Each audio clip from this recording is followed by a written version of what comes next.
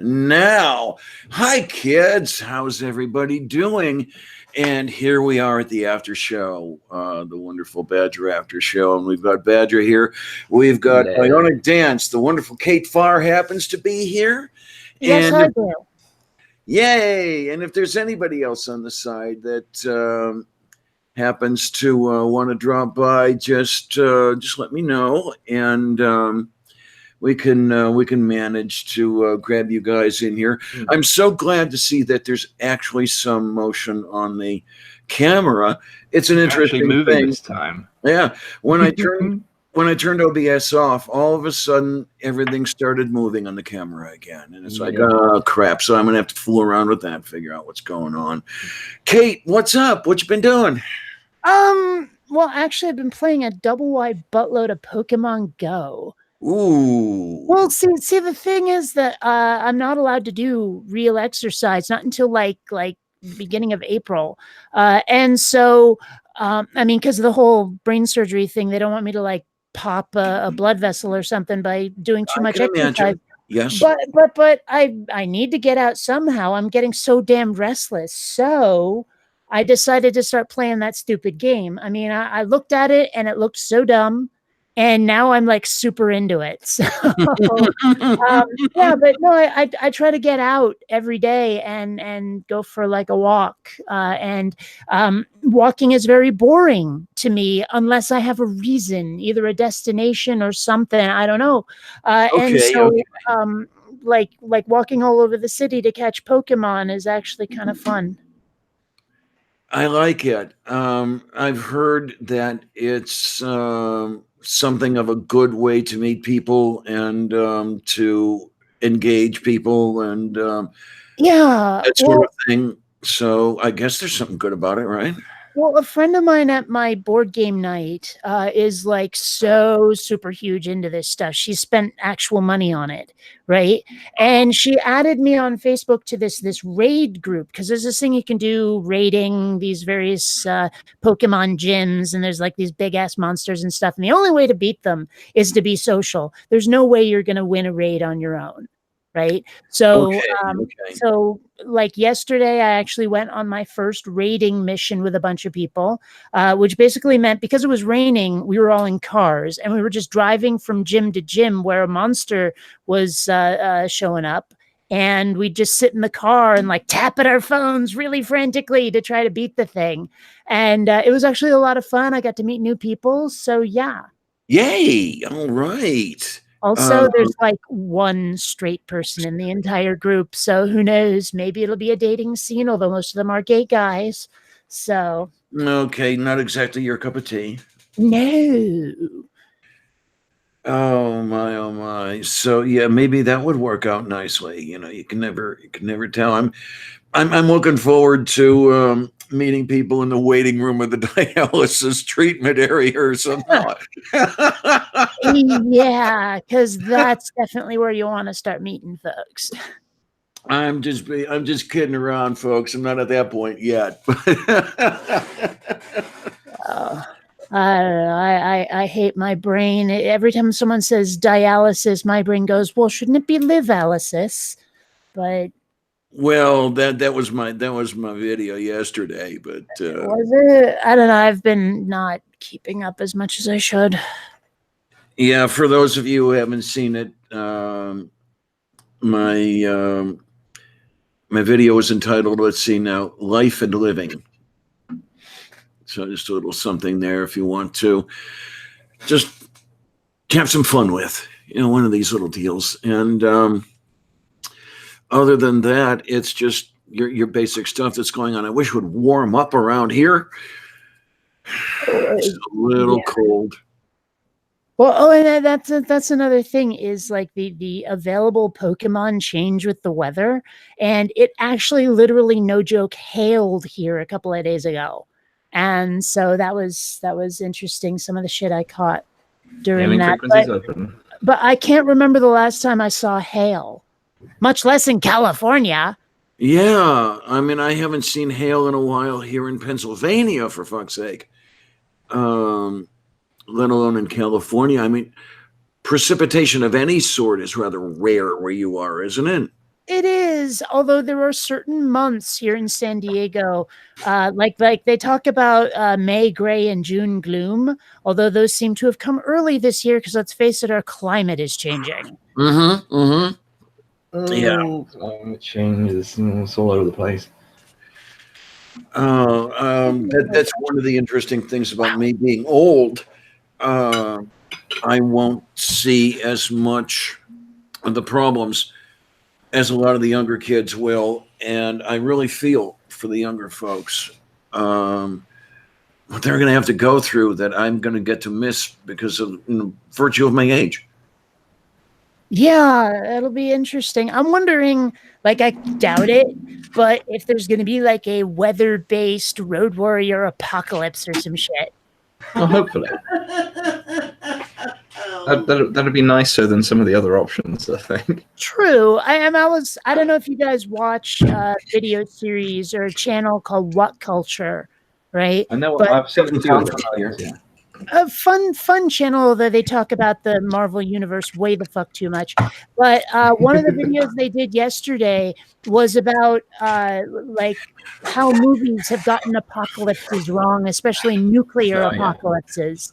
And I mean, yeah, I get it, but still, like Mad Max and The Road Warrior, way the hell more fun than like what the reality would be. And so how they've got nuclear fallout wrong, and a lot of it is made up of magic instead of radiation. Yeah. Yeah. Well, I mean, let's face it. I'm unlikely to get the mutant powers I so desire from nuclear winter. Yeah. It's most unfortunate that it just causes you to die uncomfortably rather than causes you to become Wolverine or something like that. Well, has anyone seen the movie? It came out like a couple of years ago called Turbo Kid. I don't think so. No, that does not sound familiar. Such a fun movie. It's from Canada, which does not detract from it in any way. And it's this total like retro 80s apocalypse movie thing. And it's all about this like kid who loves this comic book called Turbo Rider. And he reads with an eye patch on the front. He reads it while he's in like the bunker that he lives in after his parents died in the chaos and all of that.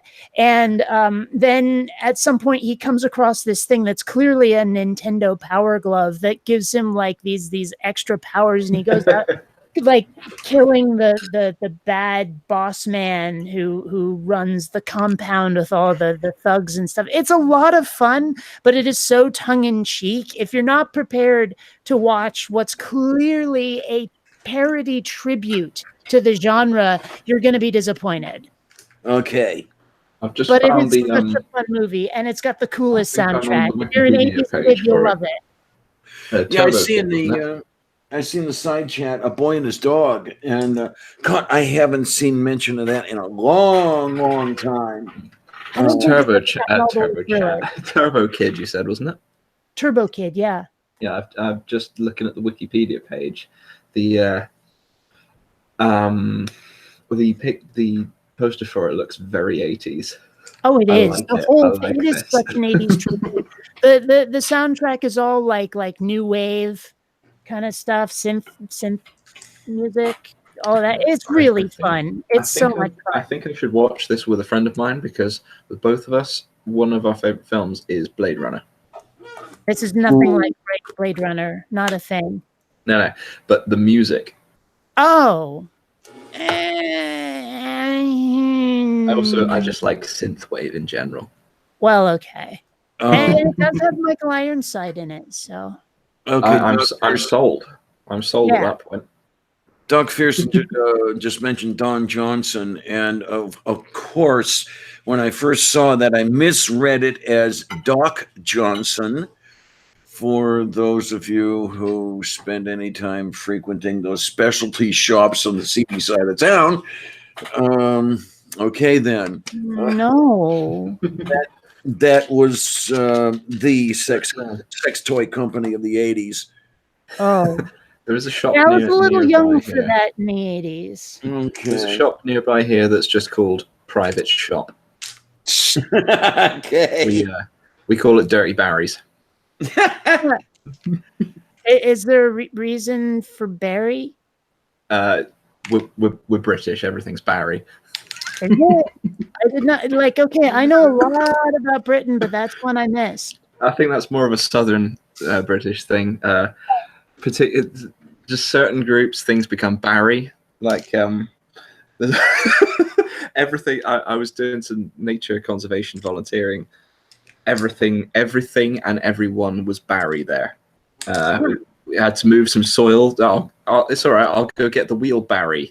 Okay. Oh, jeepers. Okay. See, that's making even me groan, and you know me inside. Oh man, and yeah, well, when you said the southern area, I'm thinking, well, okay, England has a south, and that's the thing that reminded me from the time Eccleston was the doctor. Why do all the aliens sound like they're from the north? Or is it, well, lots of planets up north? Yeah. Oh, I don't know. Don't mind me, I'm just counting pills here. Is we have you don't want to miss counting them pills. Oh, definitely not. The thing with England and the regions is we have all kinds of regions, and none of them like each other. Ooh, there's levels of that. I mean, people don't like each other. There's rivalries street to street in cities in England. There's also district rivalries. Then there's town and city rivalries. Oh, the cities dislike all the towns and villages around the city because they're the country. They're out there, and we're in here. Or rather, for me, I'm out here in the country more. But if there's a rivalry between cities, suddenly all the little towns and villages around that city are part of that city for that purpose. Okay. Jump on the bandwagon. I know how that goes, not necessarily with cities, but I get it. I don't know. Actually, you know what it reminds me of is watching The Incredibles again and noticing how like Dash and Violet have that whole brother-sister rivalry. But then when someone starts beating up on Violet, Dash runs up and goes, "Don't hit my sister." That's sort of an outside threat that then suddenly all the differences are forgotten. Mm-hmm. Yeah. Okay. Which I guess it's good in its own way. Yeah. We have the same thing with counties. For example, the southern counties of England, you have in the southwest, you have Cornwall, then Devon, and then Dorset. Cornwall and Devon hate each other until Dorset gets involved, at which point they're the best of friends. And then, if anything happens from further north or further east in the country, Devon, Cornwall, and Dorset were great. Yeah. And then it's the same with up in Scotland. If you have north of the border and south of the border, do not like each other unless something's coming from down south. Then they're well in there. Shifting alliances, I love it.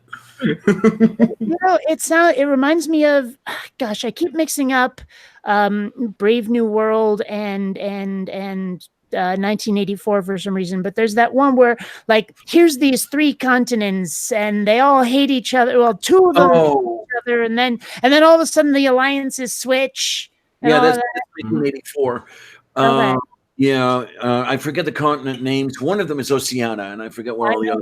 That's the one I remember. I've always been at war with Oceania, even though it only shifted last week. Yeah. Mm-hmm. God, I'm gonna have to pull one out. It's been a while since I've read any Orwell. Well, it's funny because I had a sci-fi class in high school, which was really cool. This one teacher pushed for it and actually got it going. Oh, nice. And I read 1984, but for some reason, what I pictured in my head and then what I saw in the John Hurt movie were so radically different. They were definitely. Yeah. So I don't know, because I wasn't picturing anything quite so apocalyptic in my head, like just in terms of how run down everything was. Right. Yeah. Well, any film of a book is an interpretation, but sometimes the interpretation actually looks a bit like how you thought it would. Yeah. And then sometimes it really doesn't. you're like, what the hell is this? Yeah. I'm How's that trying to remember. opening? Am I totally off the rails here, or did the movie have something where a rat was somebody's best friend? I don't know. Hmm. Yeah, I haven't read it since seriously the early 90s, and I didn't like it very much, so I've mostly forgotten it. In the book, that the role that the rat played was not that at all. The rat was part of a torture device. But Oh, Oh dear. that sounds more familiar, actually. I need to properly read the book. I've kind of done bits of it in the past, but I have it somewhere in here, but I need to properly read it at some point. yeah, because I think it was before I went back to school that I read 84. Especially because like I'm in the whole free speech brigade online that keeps saying 1984 was supposed to be a warning, not an instruction manual. Yeah. Man, it does feel that way, though, doesn't it? Yeah, it does. Yeah. Speaking of sci-fi, though, Yes, dear. I did notice, Kate, that you did pick up on my subtle Star Wars Oh, references. subtle my left butt cheek.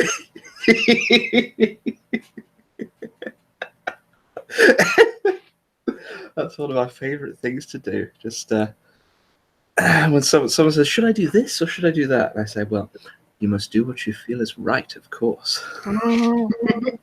I did notice, actually, I think both of the quotes that you did were Obi-Wan as well. Well, Obi-Wan, he's Obi-Wan is the quintessential classic Jedi Master and giver of bad advice. Well, yeah, but I prefer to quote R2-D2. Yeah, but if I put R2-D2, I set the microphone off.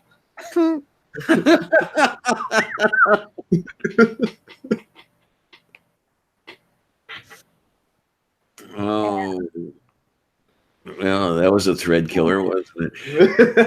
Oh, I guess. I've been experimenting a little lately. Like I know it's probably a bad idea because most of my experiences have been horrible, but weed is legal in California now.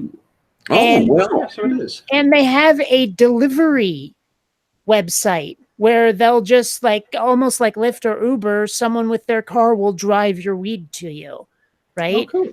So I bought 2 tins of gummies. And I was looking on the website, and one of them is supposed to be like relaxing and make you creative, and the other one apparently gives you energy. Okay. I used the creative ones yesterday, and I mean, it was nice, except for the part where my temples kind of hurt a little. But the thing is, it lasted all day from one gummy smaller than the nail on my pinky, right?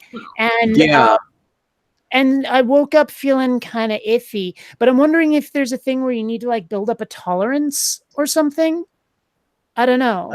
I don't know. It's been so long that I've done an edible. Well, it's been so long since I've done grass at all that I forget how that shit works anymore. I think that is an aspect to it because me and some friends did the brownies years ago. Well, a bunch of years ago, like my very first experience, my roommate at the time came back from Burning Man with some very special oatmeal cookies. And so I tried one, and it was an okay experience, but I don't know. So, I mean, maybe it was a bad investment of $20, but who knows? Possibly. I keep meaning to try that Rummy Bears thing that was on your channel a while ago. Oh gosh, that was a long time ago. Yeah. Every time I mention this, I think I've brought this up every time that I've been in a hangout with you. And you're always kind of, oh, them? Yeah, well, my memory is shit these days. What do you want? Yeah, Mark, I can imagine 50 years from now remembering pot being illegal and shaking their heads. Well, 50 years I'm not going to be around. I mean, let's face it, I'm not going to live to 110. But yeah, it's It's well past time that the stuff should be legal would think across so, the yeah. board. Definitely. Well, I mean, why are drugs illegal in the first place? It makes no sense. Well, here in the U.S., a lot of the stuff that the DEA they admit was not about the drugs, but it was about the blacks. Oh, There's all kinds of political reasons in different places. Some of it's people being puritanical. Some of it's people not liking certain groups. And even back in the beginning of the 20th century, the Narcotics Act of 1914, et cetera, a lot of that was fear not of the narcotics themselves, but the blacks who were using them. It's always about the blacks in this country. You notice that? Yeah. It's not so much about the blacks around here. It's about the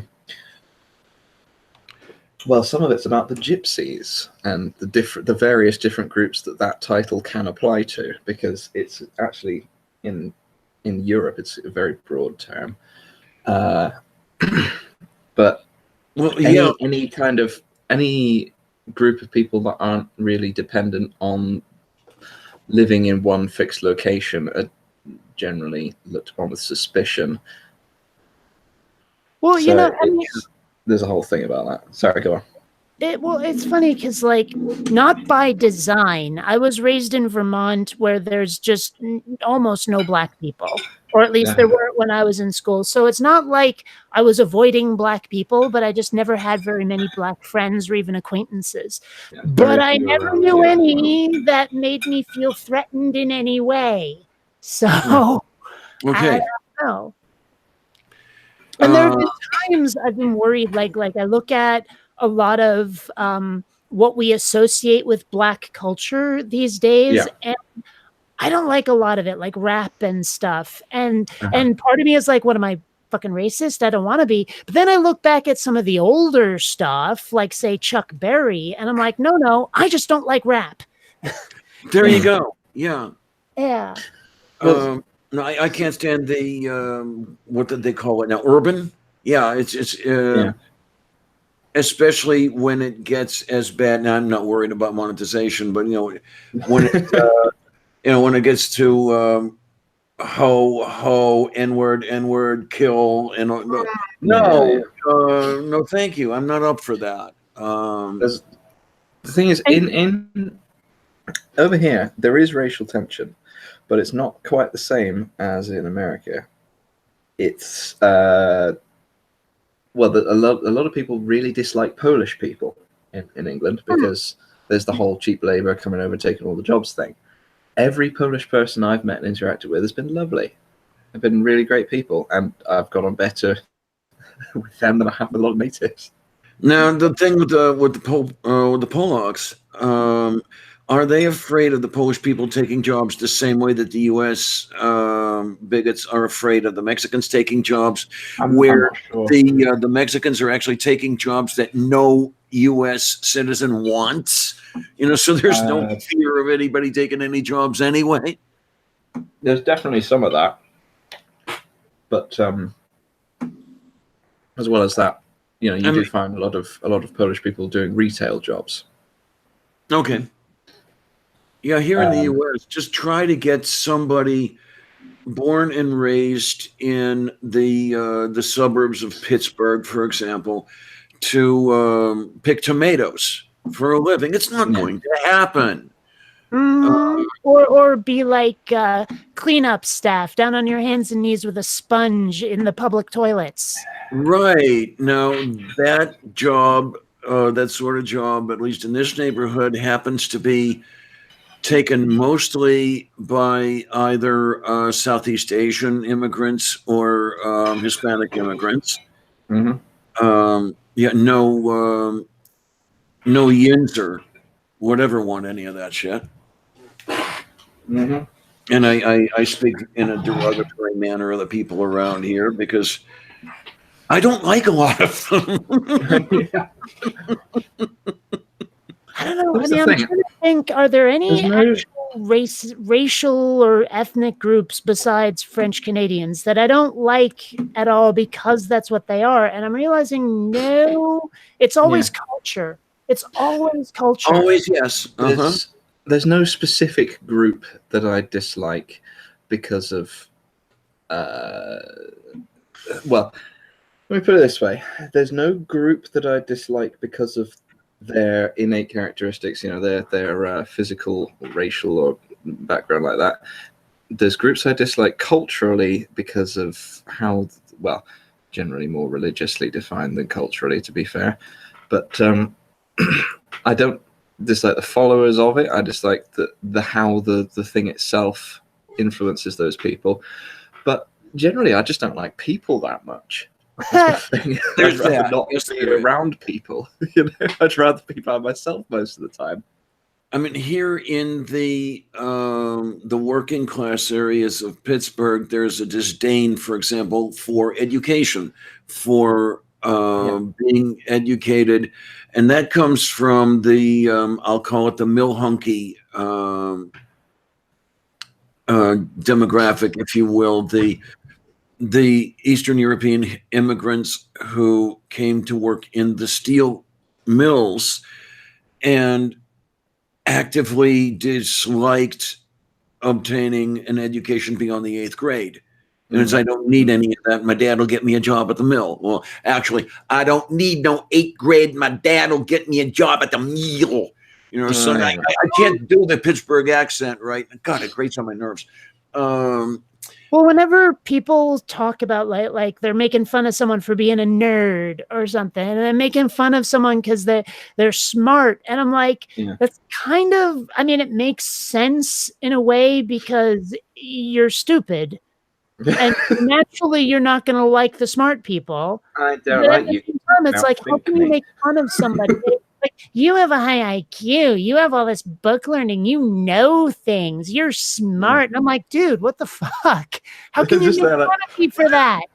They're like, you're smart. That's dumb. And that's what drives me nuts around here. I mean, okay, I'll get into that subject in the dating scene. If I could get around from place to place, or if I liked bars at all, I still couldn't get along with the people around here because, please excuse me, so many come off like they have an IQ slightly below room temperature and don't like the fact that, pat myself on the back, I'm where I am. You know, you open the mouth and the sesquipedalian vocabulary comes out and they run immediately. It's like, what the hell is she?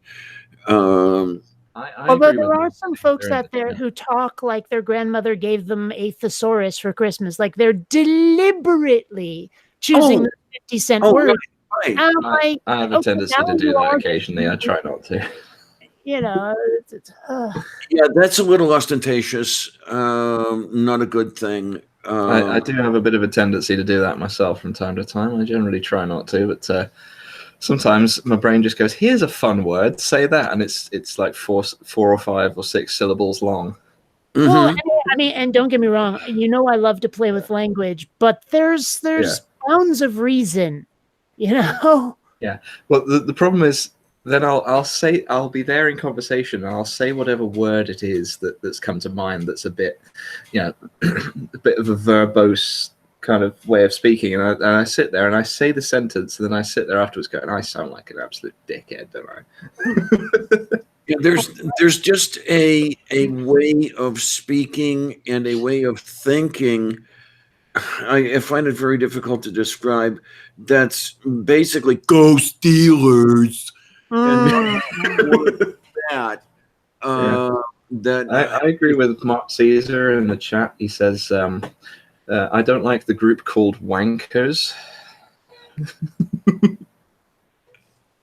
Okay. There we that go. would be in Australian and British slang. That would be a general insult for someone who's being a bit of a dickhead.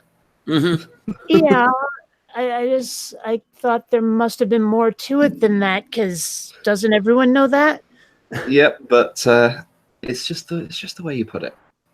Okay. Yeah, that has the same. Does that have the same sort of connotation as tosser? Pretty much. Okay, I thought so. Yeah. Okay. Stop making my jokes fall flat. There are actually, I kind of wish you'd asked about this during the main show, but there's a lot of British slang that I don't get. But then again, there's a lot of United States slang that I don't get either, where it's like, why does that mean that? Like toss. Why does toss mean that? I can do some of the British slang if you like. I'm no good with the American ones. Okay. So why is this tossing? Yeah. In terms of why it is, I'm not entirely sure. I suppose. Sorry, but I hadn't thought of that one. Let me have a quick look, actually. Well, if you're gonna look it up, I can do that. Yeah, no, it's yeah, we're looking for etymology rather than looking for. I'm seeing if I could find some of the etymology. I'll look for it later. Anyway, but a lot of the British slang is deliberately obscure so that people won't know what you're talking about. Well, and I seem to remember there was this Cockney rhyming slang. Yeah. You and I are of the same mind, Kate, because that was the first thing that came to my mind was the rhyming slang. Yeah. There was a film. It was like a kind of spoof film. I haven't actually seen the thing, but I've seen the trailer. It's called Cockneys versus Zombies. Huh. It was during that whole zombie, the massive zombie thing that's still kind of ongoing, but is a bit less now. In this film, there was a bit where he says, one of the Cockneys goes, "There's a lot of Trafalgars out there," and everyone just kind of looks at him like, "You what?" And he goes through like a 15-stage process of linking different words together. Eventually, ends up with Abercrombie and Fitch, and then Abercrombie zombie in it. Oh, jeez. Okay. Oh, man. Polari. Yeah. That's another one. That reminds me of the whole, like, Emo Phillips, the comedian, where he did that whole thing about the guy on the bridge. Are you a Catholic or a Jew? And all that stuff. And go through that whole long string of religious denominations. And finally, they get to this one little tiny thing where they disagree. And he shouts, "Die, heretic!" and shoves the guy on the bridge. Oh, boy. Yeah. Okay, wait a minute. Where's the Sherman tank coming from? Oh, I'm sure it just rhymes with wank. Okay. It's probably. I mean, I'm just guessing, but based on what I see, that guy's going to go Sherman. Yeah. I did a gaming. Yeah. I did a gaming live stream a while ago, playing a game, and my internet was not up to it. And I was playing the game, and someone came in the chat watching my stream, and just sat in the chat for about 20 seconds, just not saying anything. It showed that they were there, but they hadn't said anything. Then they just said, "Quality is wank," and left. Jeez. I was like, "Oh, thanks. It's good. At least you put some constructive criticism in there." And when I saw Sherman tank, that reminded me a day or two ago, I was watching a video from the slow-mo guys when they were firing rounds from a Sherm. So yeah, that's where my mind went. Firing rounds at watermelons from a Sherman tank. I mean, it's got a little bit of overkill. I have to admit, I've never seen. I don't know what you're talking about as far as the channel. No, the slow-mo guys are two British chaps. Yes, they two British chaps who bought a high-speed camera. And they wear lab coats. Yes, they film many much things in and then play them back in slow motion. For example, there are a couple where they spin CDs and LPs at incredibly high angular velocities until they just come apart from their own internal stresses. Mm-hmm. And you get to see these things destroy themselves at 28,000 frames per second. It's a beautiful thing if you're into that sort of thing. It's very enjoyable to watch. They also did one on how glass cracks. Oh yeah. See, also, their lab coats are getting progressively more and more battered as they go on. See, that's the kind of thing I really wish I could just come up with is a good gimmick like that, because that's one of the best ways to get popular Yes, on it the is. internet, is to have a really cool like, I mean, I keep hoping that the bloopers at the end of my videos will make people come by more often. It's so far only kind of working, but I mean, finding that gimmick is so hard because, like, every now and then you hear about someone who came up with a really good one. You're like, shit, I should have thought of that. I've been trying to come So up with one, but apparently just working Obi-Wan quotes into your everyday speech doesn't count. well, no, because everyone does that. yeah, speaking. Wait a minute. Things got quiet. Is everybody still there? I'm Yeah. still Okay. here. There was a little bit of No, a just- background noise that disappeared, so I wondered if that meant. Oh, you know what? That might be me. I'm fiddling with stuff on my desk. Oh, okay. Because yeah, you get where you're hearing that background noise, and that becomes part of everything, and it's the normal thing. So when it goes away, that's the yeah. thing to take notice of. Yeah. Okay. Well, it's I don't know. I'm very nervous is the wrong word. I guess it's an attention deficit thing, but whenever I'm just sort of sitting here and not working on anything, and I'm also chatting with people, some part of me says I got to do something with my hands right now. Like Yeah. I got to have a game to play or something. Just to, Okay. I need a fidget spinner. Where the hell's my fidget spinner? That kind of thing. So there's like my desk has an adjustable height thing where it's like it's electronic. You push an up or down button to do it, but to make sure that it doesn't just happen, there's also a safety key which I've never taken out, and like it's got a keychain thing on it, and I'm just always like swinging it back and forth, and yeah, Yeah, it's I was thrilled a couple of weeks ago. I actually saw at the local grocery store on one of the little racks that they have junk hanging from, and I actually found a fidget spinner, and I was so damn thrilled because I'd wanted one.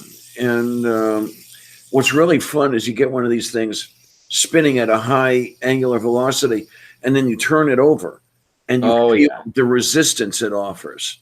Yes, the old centrifugals. Yeah, it's that whole See if I can do conservation something of in a angular second. momentum thing going on. Let's see if I can get this organized.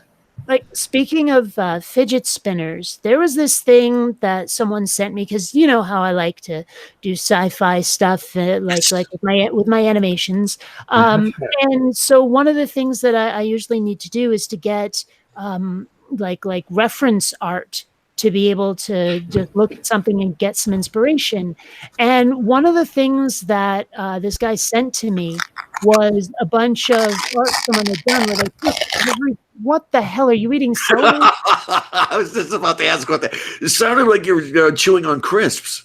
Yeah, I realized now that I should have muted myself before doing that. But I had to peel something.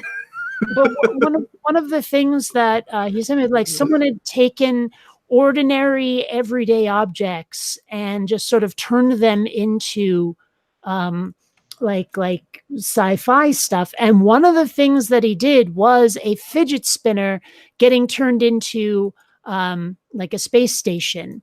And I think it looks really cool. So I don't know if you can see that right there. I put it up. Let me grab at the I'm still muted. screen here. What do we have going? I think. Oh, there we are. Yeah. Yeah. So Yeah, Okay. that's pretty cool. yeah, and there's a bunch of others like that he did, and I figured since we're talking about fidget spinners, I was so happy to find that damn thing. I had thought at one time it would be nice to have one, and I'm finding that nobody carries them anymore because they're out of fashion, they're out of style. I still have them. And well, then, I mean, I never even wanted one, but at one point my dad was visiting, and he went out to get some groceries or something, and came back with one. I was like, okay. I occasionally slip them into my videos actually because someone said they didn't like them, so I went right. I'm having them in the video. okay, I mean for $2, I found this thing, and it is fun. It's fun to play with every now and then. I'm just seeing if I can do this. Let me know if I pop up as visible for a second. Okay, what are we up to? Oh, that's not how you do that. No. Carry on. Give me a sec. Okay, fine. Oh, come on. Ah! You Oh, broke. no. I've destroyed everything. Right. Here we go. Let me see. Am I visible? No. No, your icon is, but that's as far as Oh, come on. what you do. This I broke everything. No, we'll come back to this. This is not going to work. I have to admit, I am rather curious about what you look like on your own personal face bone. I look like a badger, clearly. Yeah, clearly. But there's a lot of folks where it's just like I've never seen them. I've only heard their voice, and I'm very curious. and Like then, I only recently saw Prophet of Zod's actual face, and oh, I was really? very surprised. Not what I pictured from the voice. Well, if Like Paul Purebred. No. what am I talking about? If I if you were to meet me in person, I'd like to think that you would sort of look at my badger avatar and look at me and think, I can see where he's going. All right, I guess. I don't know.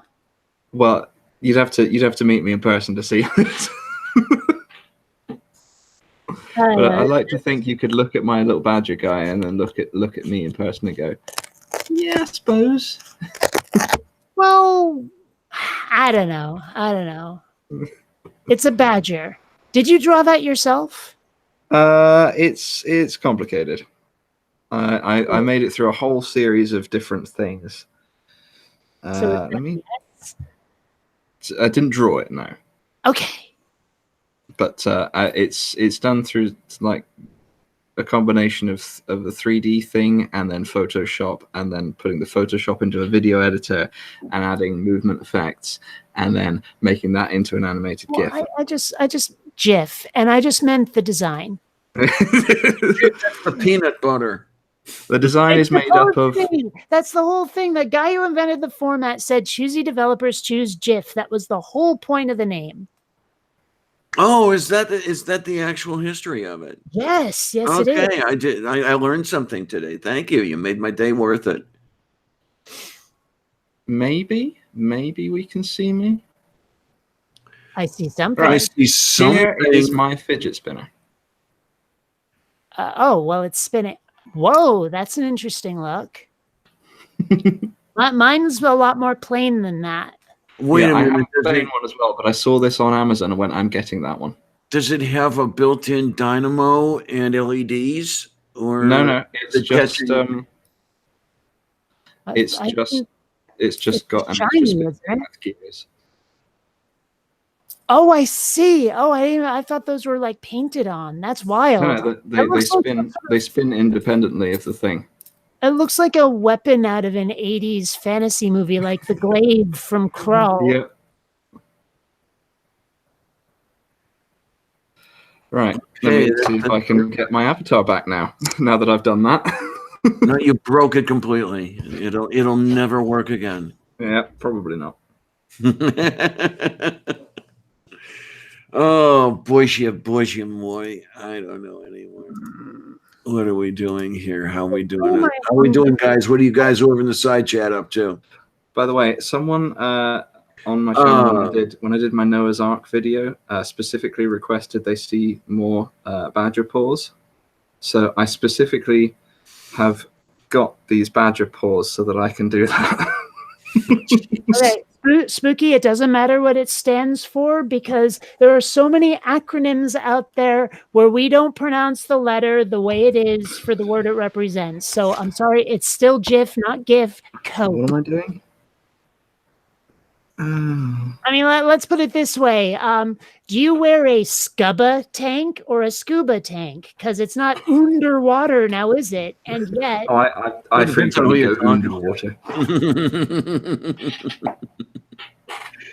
The one thing I have to admit that gets on my nerves, the acronyms that end in the letters ER, and then you have the back formation as if they were to a verb.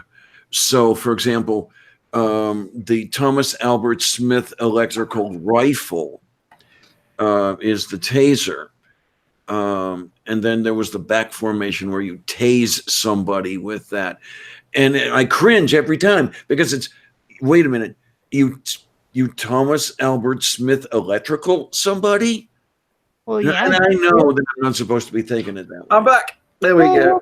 But the thing is, I mean, what are you supposed to say? I taserized them or what? I mean, the one that comes to my mind, and this is where I use too many words. The one that comes to my mind immediately is shocking somebody with a taser.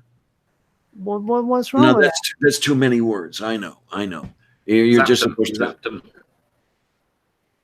I'm totally cool with tase. In fact, there's a lot of slang I really enjoy, even though, I mean, by its nature, because it's slang, it royally buggers up. And yeah, I know that's British. The original. So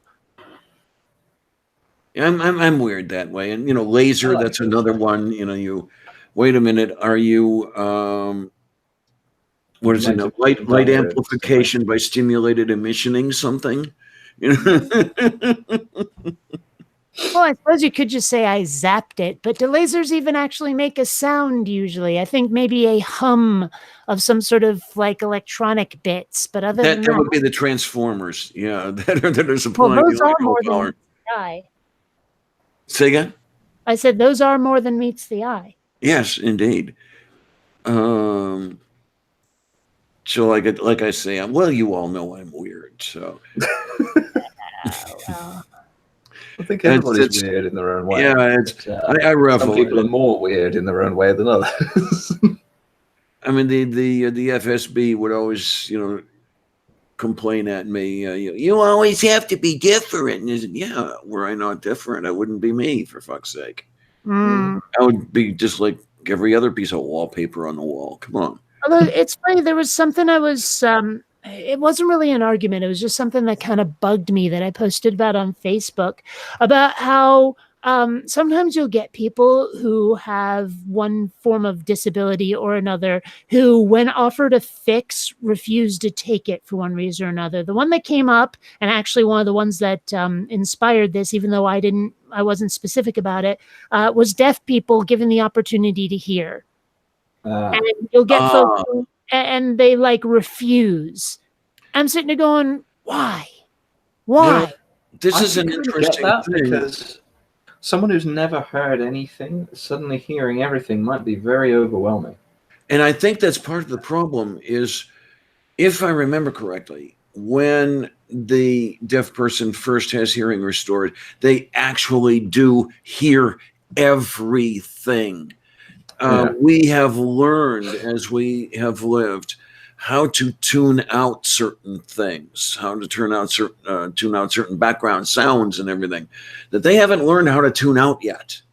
Well, I was watching some video of people hearing for the first time, and there was a lot of like, we're going to start you off quiet going on. There was a lot of, we're just going to do a couple of minutes going on. Yeah. There was a lot of, we are in this one tiny room that's very isolated going on.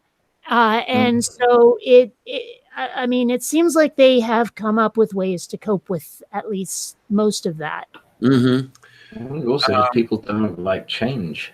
I mean, I definitely don't like change. And people there are times where I look at something where I'm going, oh, I would give so much for that to change. I would grow a set of nads so I could give the left one for that to fucking change, right? Oh yeah, there's some things that I definitely want to change. Well, I mean, because when I think about, again, the deaf people, and I think about me with my fucking seizures, and I'm like, yeah, I mean, it was terrifying, but I went under the knife to get rid of them, and so far I'm pretty damn glad. Yay, that's a very good thing. How's that going, by the way? Pretty well. I've had a few twinges, and less as time goes by, but nothing that's affected my consciousness, nothing that should hamper my ability to drive when I'm allowed to try. Now, are you still on an anticonvulsant, or were you ever on an anticonvulsant? Well, no. Okay. Okay. Brain not work now. Vasoconstrictor. That's it. I was on a vasodilator to prevent vasoconstriction. Okay. Okay. I gotta say, I haven't noticed any specific change in videos since the thing, but Well, there wouldn't. you know, There wouldn't be. no, I don't mean in terms of video output. I mean in terms of sort of personality-wise within them. There still wouldn't be. I mean, that's so. what I thought you meant, and there wouldn't be. I mean, there's never been a personality element to the seizures. It's always just been, oh wow, I'm feeling funky, or oh wow, No. I just passed out. I don't mean because it's specifically because of the seizures, but I mean because I would be rather uncomfortable with anyone poking around in my head for that kind of reason.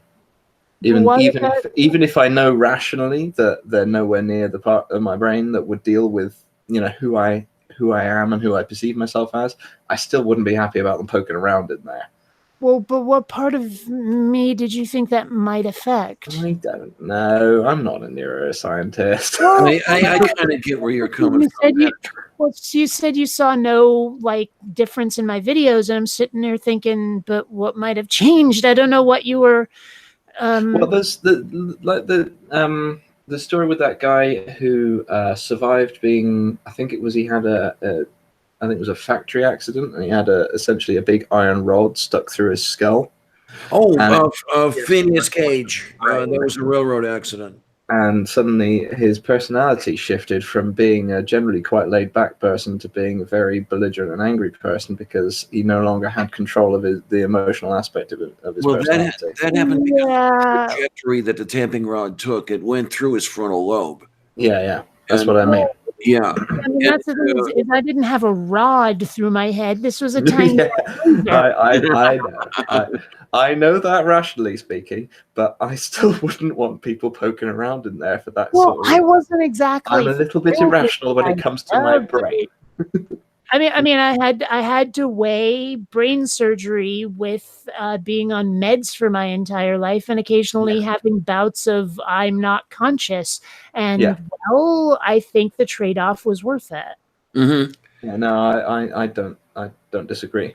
Now, when I had my my seizure problem back in the mid '70s, I had cranial surgery in '76.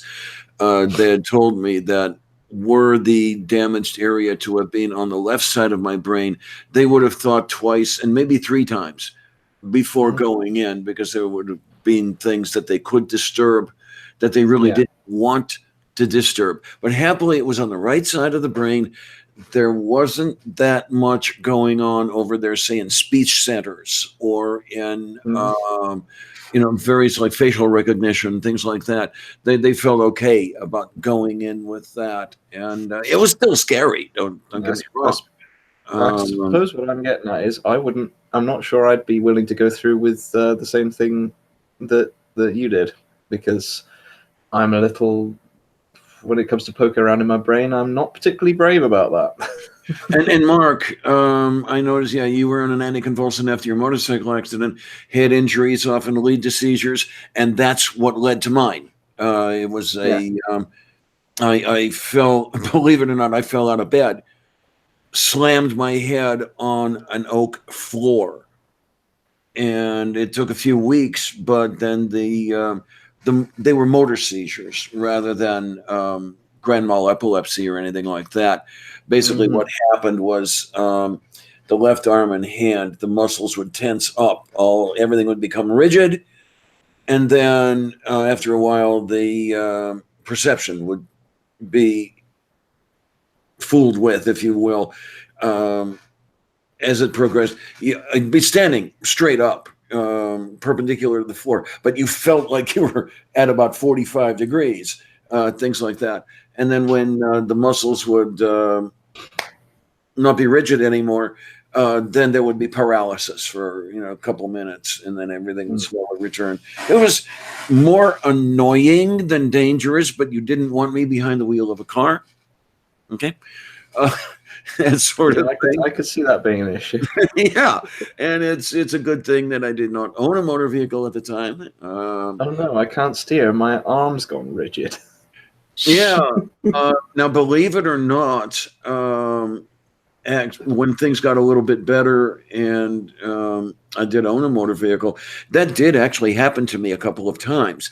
The left arm went rigid. So it's like, oh, okay, I'm having a motorcycle. I'll just drive with my right hand. No problem.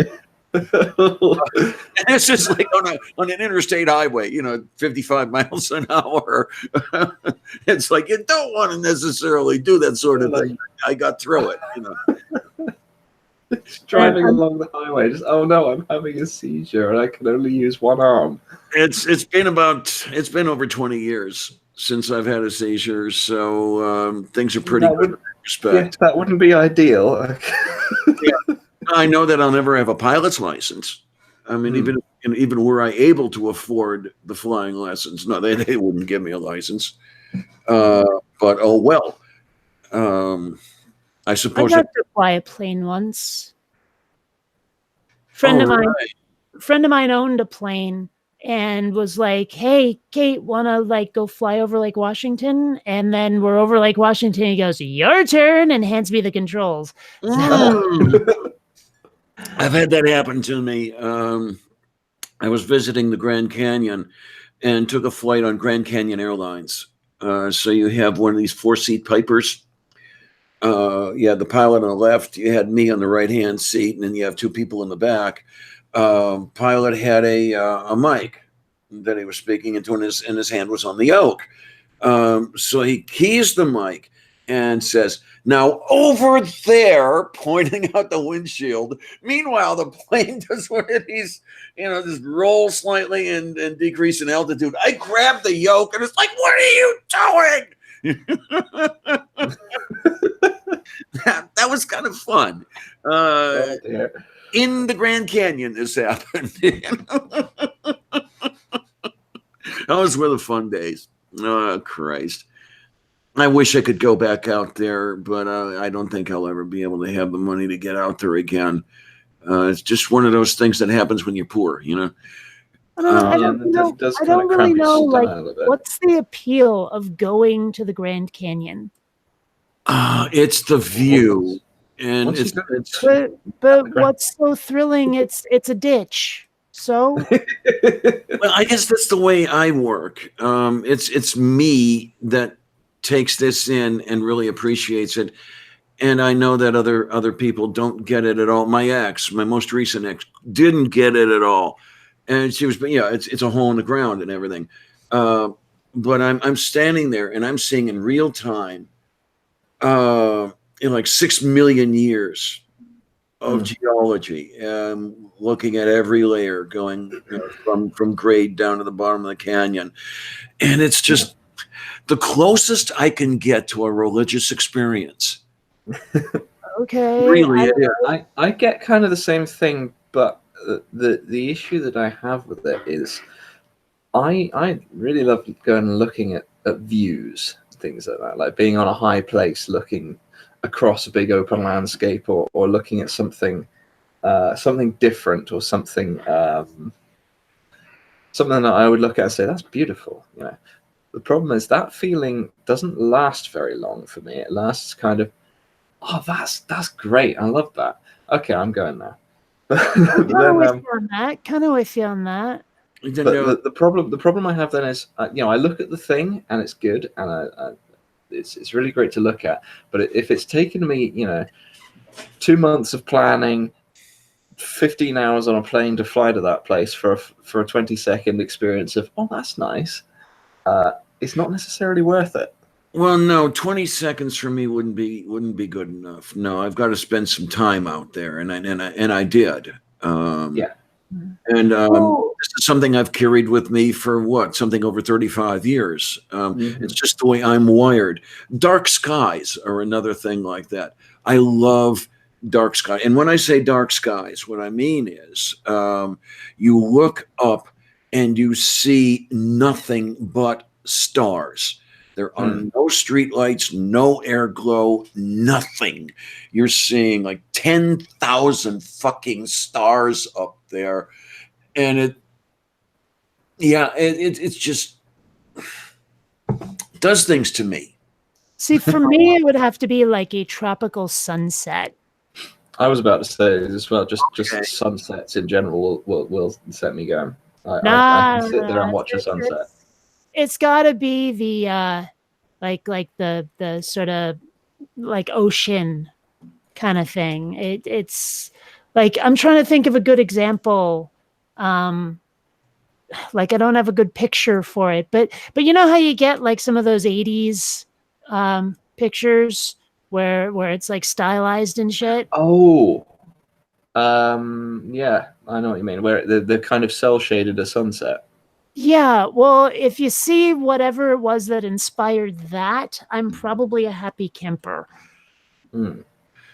Okay, and another thing that I remember dearly and wish I could experience again, in the Sonora Desert, standing beside a saguaro that is an inch and a half tall and as old as you are.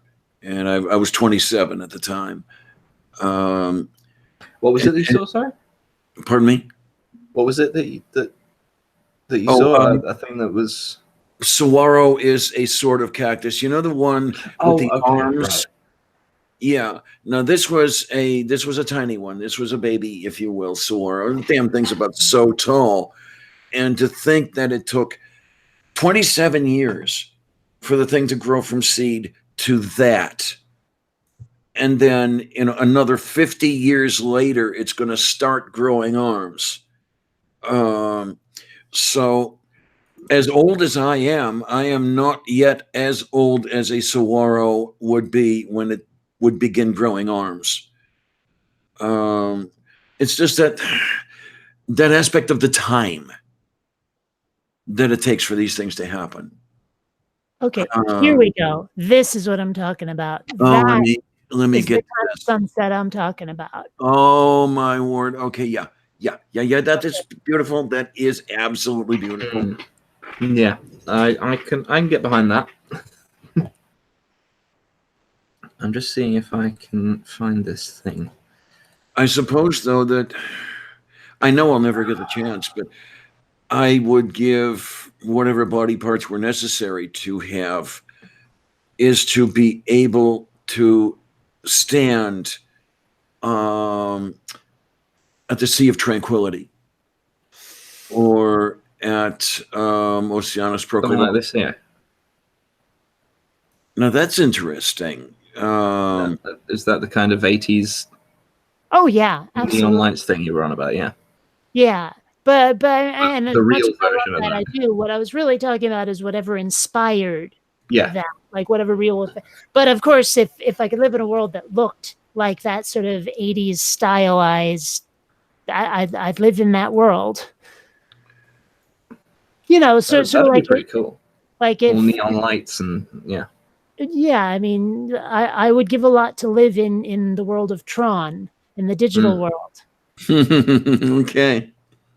Well, I mean, actually, no, I take that back because part of me wonders, like, would I eventually miss the sun the way I did in Seattle? Right? So, Okay. I mean, as much as I would love to live in that world, if I knew that seasonal affective disorder would not be a problem, that'd be cool. But some part of me would be thinking, yeah, I need to go out into the meat space and get a suntan. So yeah, I suppose that's the same way I feel. You know, as much as I would love to spend the rest of my years on the moon, I suppose I would kind of get to the point where I missed air.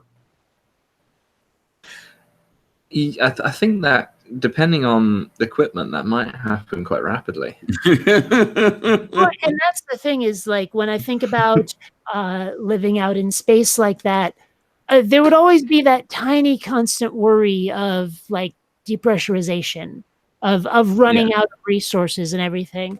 There's this series of books by Spider and Gene Robinson. Let's see, Star Seed, Star Dance, and Star Mind, or I might have that out of order.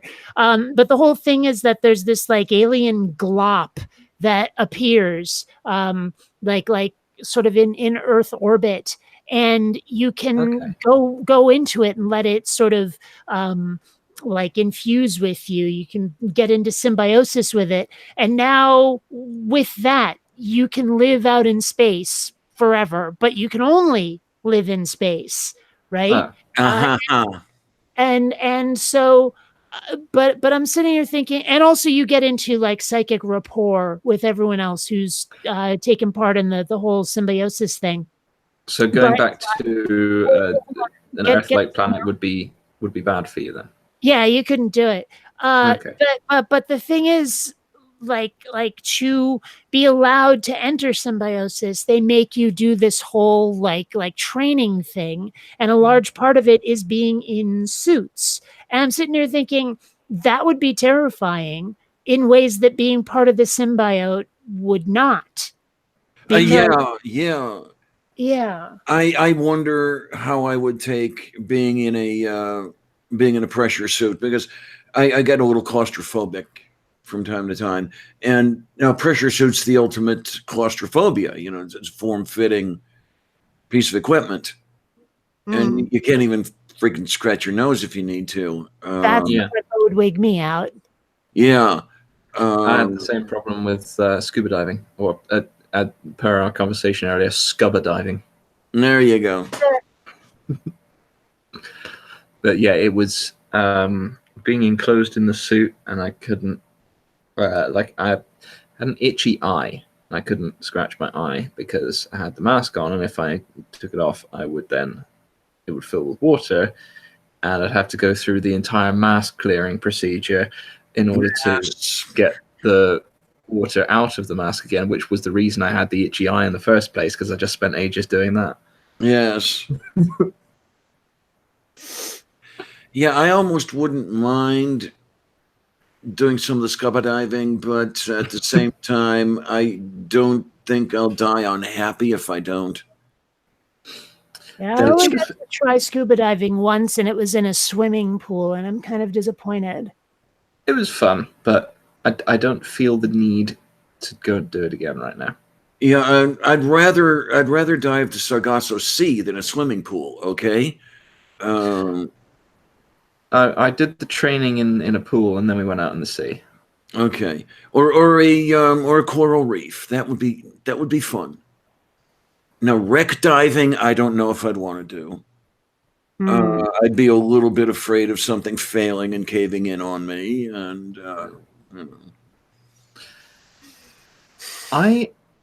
here's the thing. I feel like I have a kind of a deep connection with the Titanic, just because I saw the film at a kind of pivotal time in my life. So I feel a little bit. I was, whenever the Titanic comes up, I always have this kind of warm feeling, like, oh yeah, Titanic. That's a thing that I know about, even though I don't actually know very much about it. I just watched the film. But now, for some strange reason, I would love to dive on that, but I know it's too deep. Oh yeah, what is that? 12,000 feet or something like that? It's lung crushing depth, definitely. Yes. Yeah, for whatever reason, there was a story going around my family that Babka had been booked to come to America on the second voyage of the Titanic.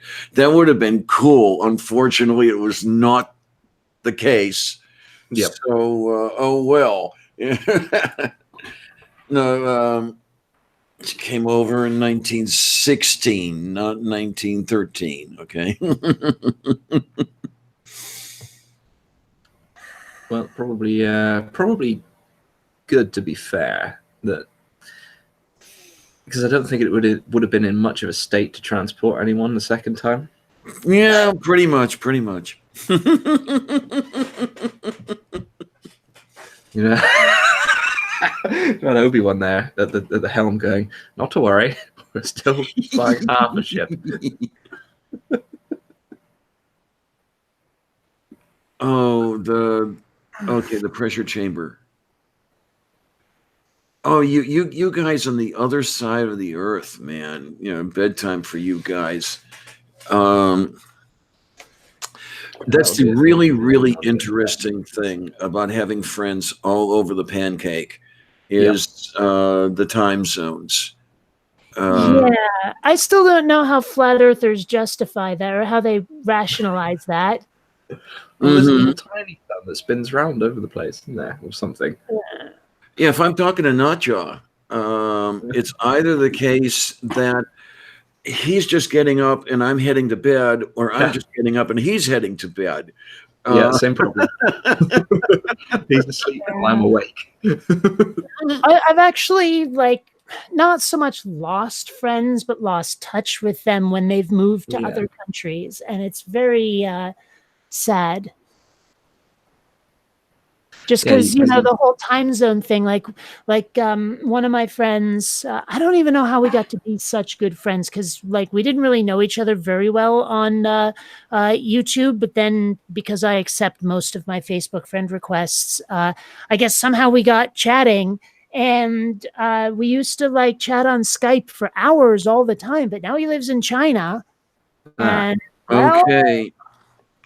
Yeah, well, there's the thing about chatting with somebody for hours over say a Google Hangout or something like that can definitely affect a person, and I have no one in mind when I say that. well, I mean, seriously, it was we used to Skype for ages, and it was a lot of fun. But now that's just not available. It doesn't work because of the timings. And a lot of our contingent for movie night is European or Australian. Yeah. And well, the other thing about that is that it's a global audience. So no matter what time you start, somebody's going to be annoyed. Yeah. And then it just so happens that it's us in the Eastern time zone because we'll start at midnight. And that's why I keep falling asleep in Neil's hangouts. In his after parties, because for them it's he does his show sort of mid-evening, and then it's getting to late evening by the time his after party finishes. But for me, the after party starts at 3 or 4 a.m. and I'm there towards the end of it going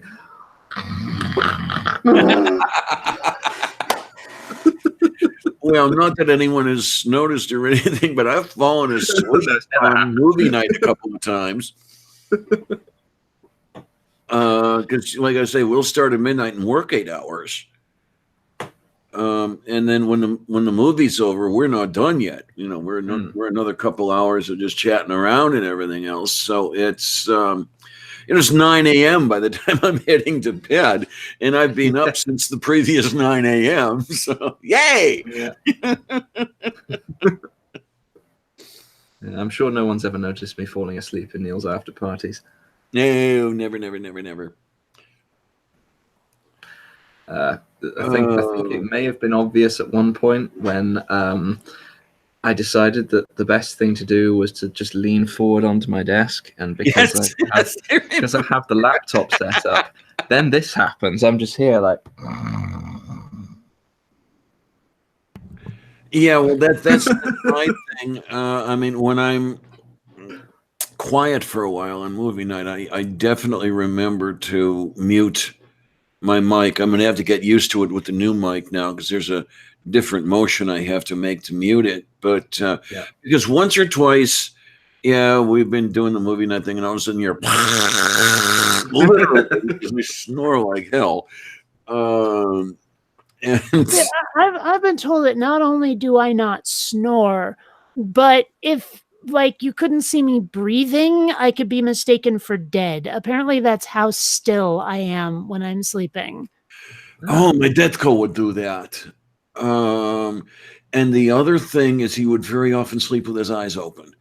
So he'd have that really, really dry eyes when he woke up. Okay, I don't know how that's even possible. I could never sleep with my eyes open.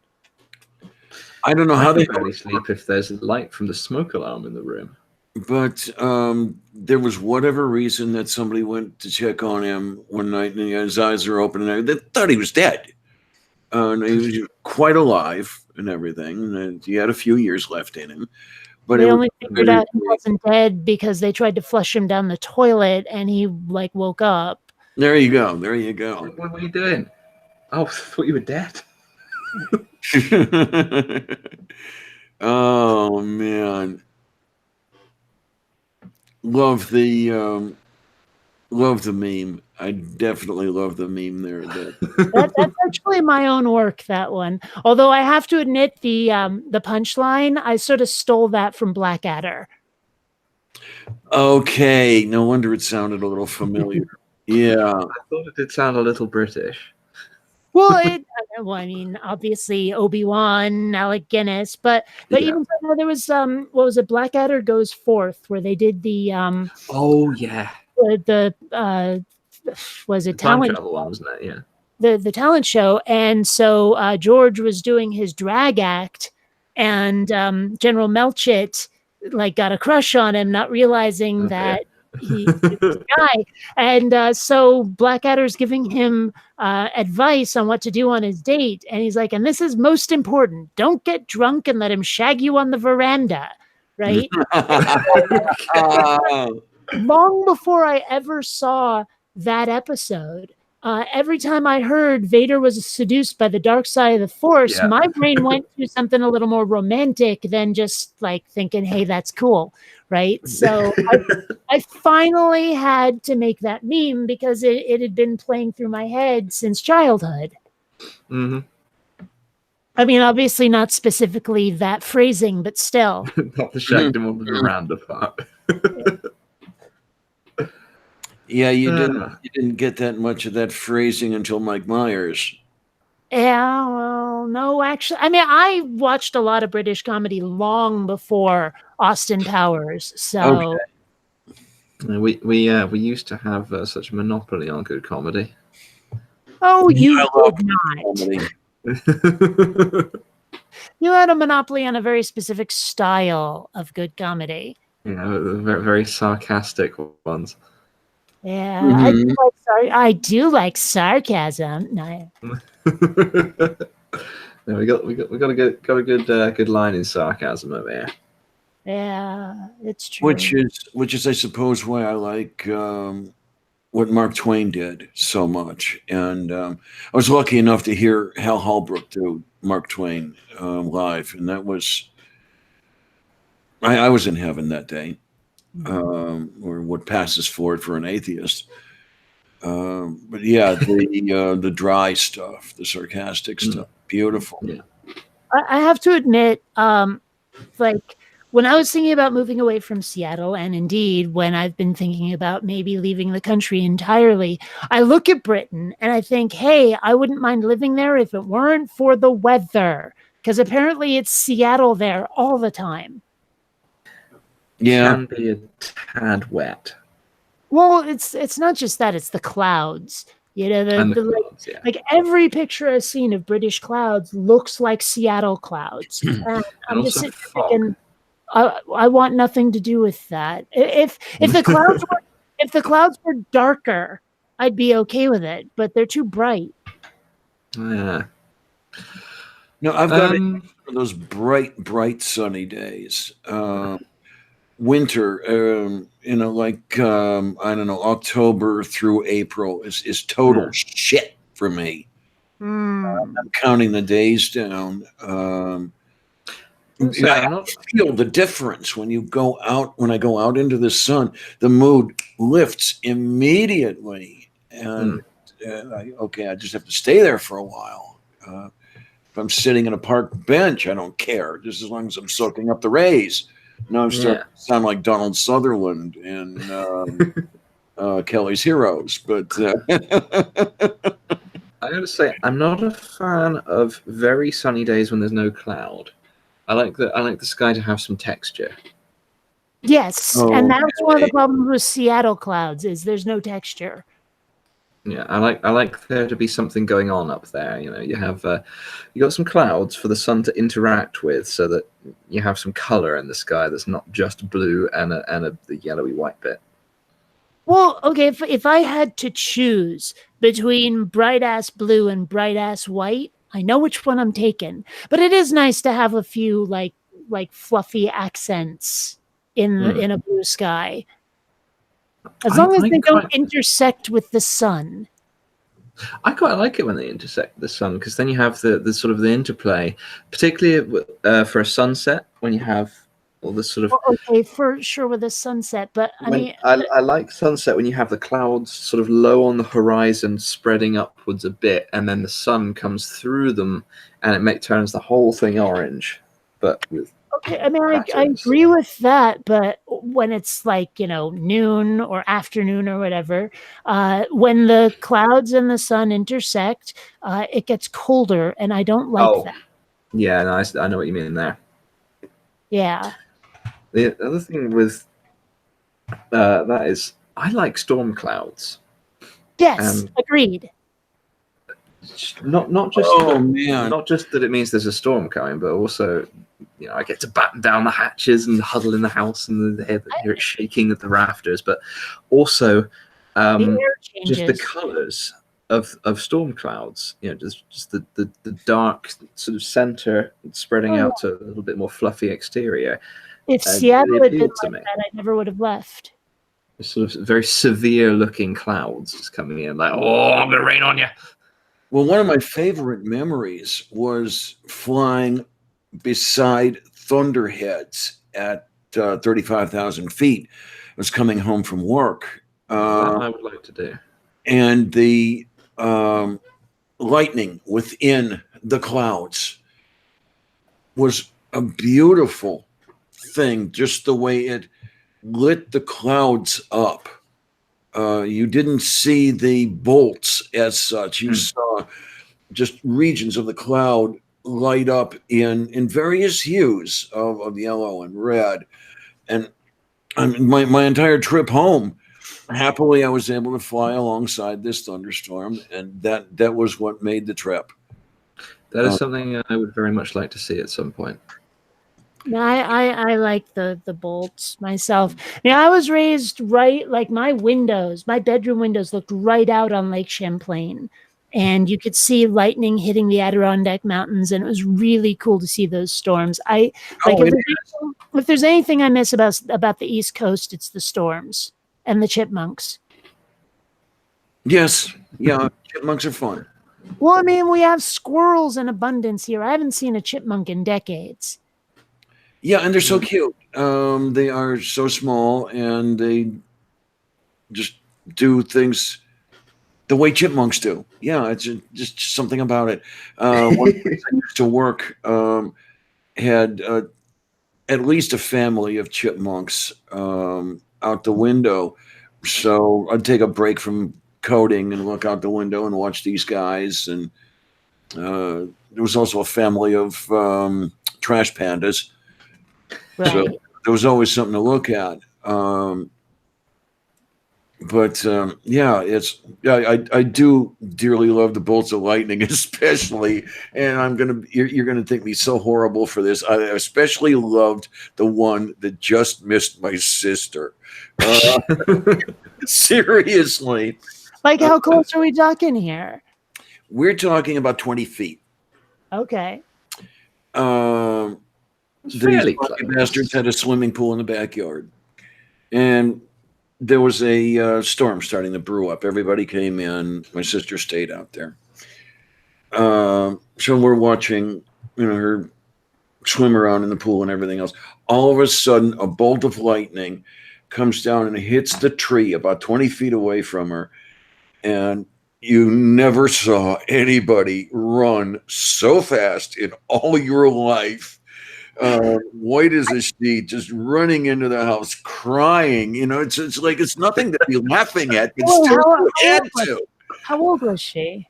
I would think about 9 years old, maybe 10. Oh, well, okay, that explains it. And also, I mean, like lightning that close is fucking loud. Yes, absolutely loud. Rattled the windows and everything. I'm surprised it didn't break a couple.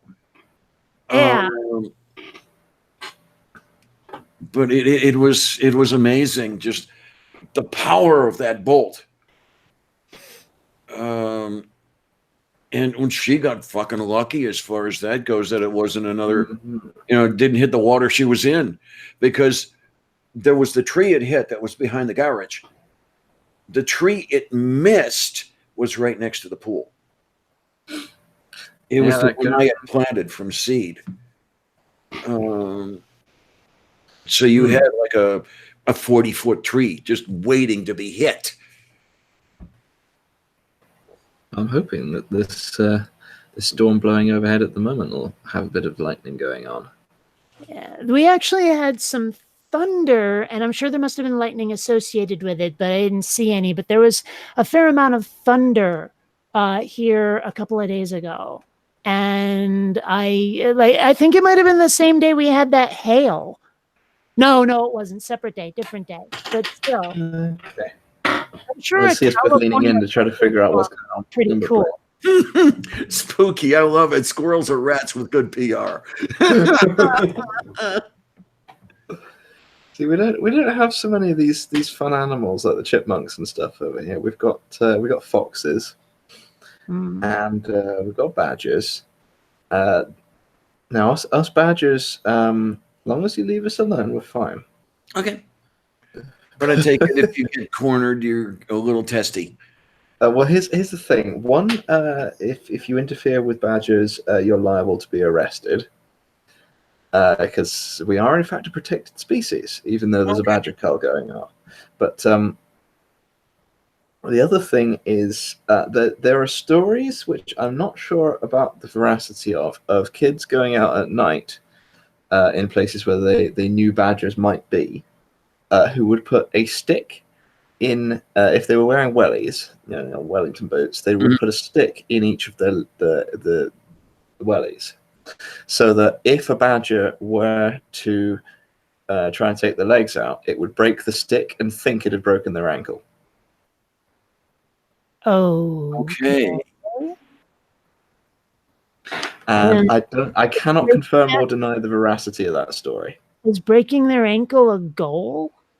Well, if you're trying to stop something chasing you, then having a broken ankle does put a bit of a crimp on chasing something. Well, it sounds to me like that would start the eating of it. Well, if they're trying to eat you, then they might. But generally, badgers don't try and eat things that big. It's all just about the contest then? Can I catch you? Well, no, because the badger, if you threaten the badger, it may try to disable your ability to keep threatening. I see. Can't you just like stomp a badger? How big are these fuckers? Well, it's not the size. Badgers are very sturdy. I don't know. It still seems to me if you punted one, it'd get the hint. Yeah, well, badgers, you see, someone standing in a garden putting their washing out was a badger. This person was standing right in the route of where the badger wanted to go. And the badger didn't stop, just kept going. And the person's leg just went whip out from under them. And suddenly they're on the floor, like, what the hell's going on? And I realized that a badger had run through and just swept the legs out. What, are we talking about the size of an eagle or something like this? Yeah, how big are these badgers? They get to just under 1 meter long. Oh. Well, that's rather large. See, I was picturing something a little more raccoon-sized. No, we're not talking about the size. A little bigger than a raccoon. Okay. Yes, I'm talking about you.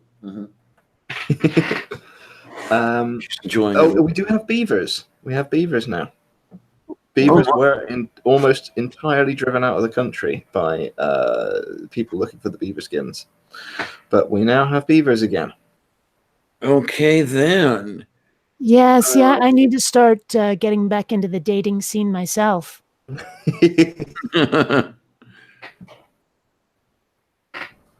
Yeah, okay, that killed it. But still.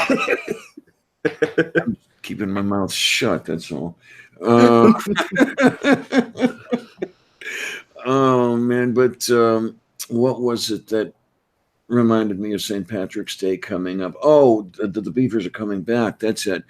That's what I liked so much about that whole story about St. Patrick driving the snakes out of Ireland. And of course, well, there are no snakes in Ireland. Well, yes, there were, except that as far as St. Patrick was concerned, snake was spelled Jew. Hmm. Oh, I see. Mm-hmm. With the beavers again.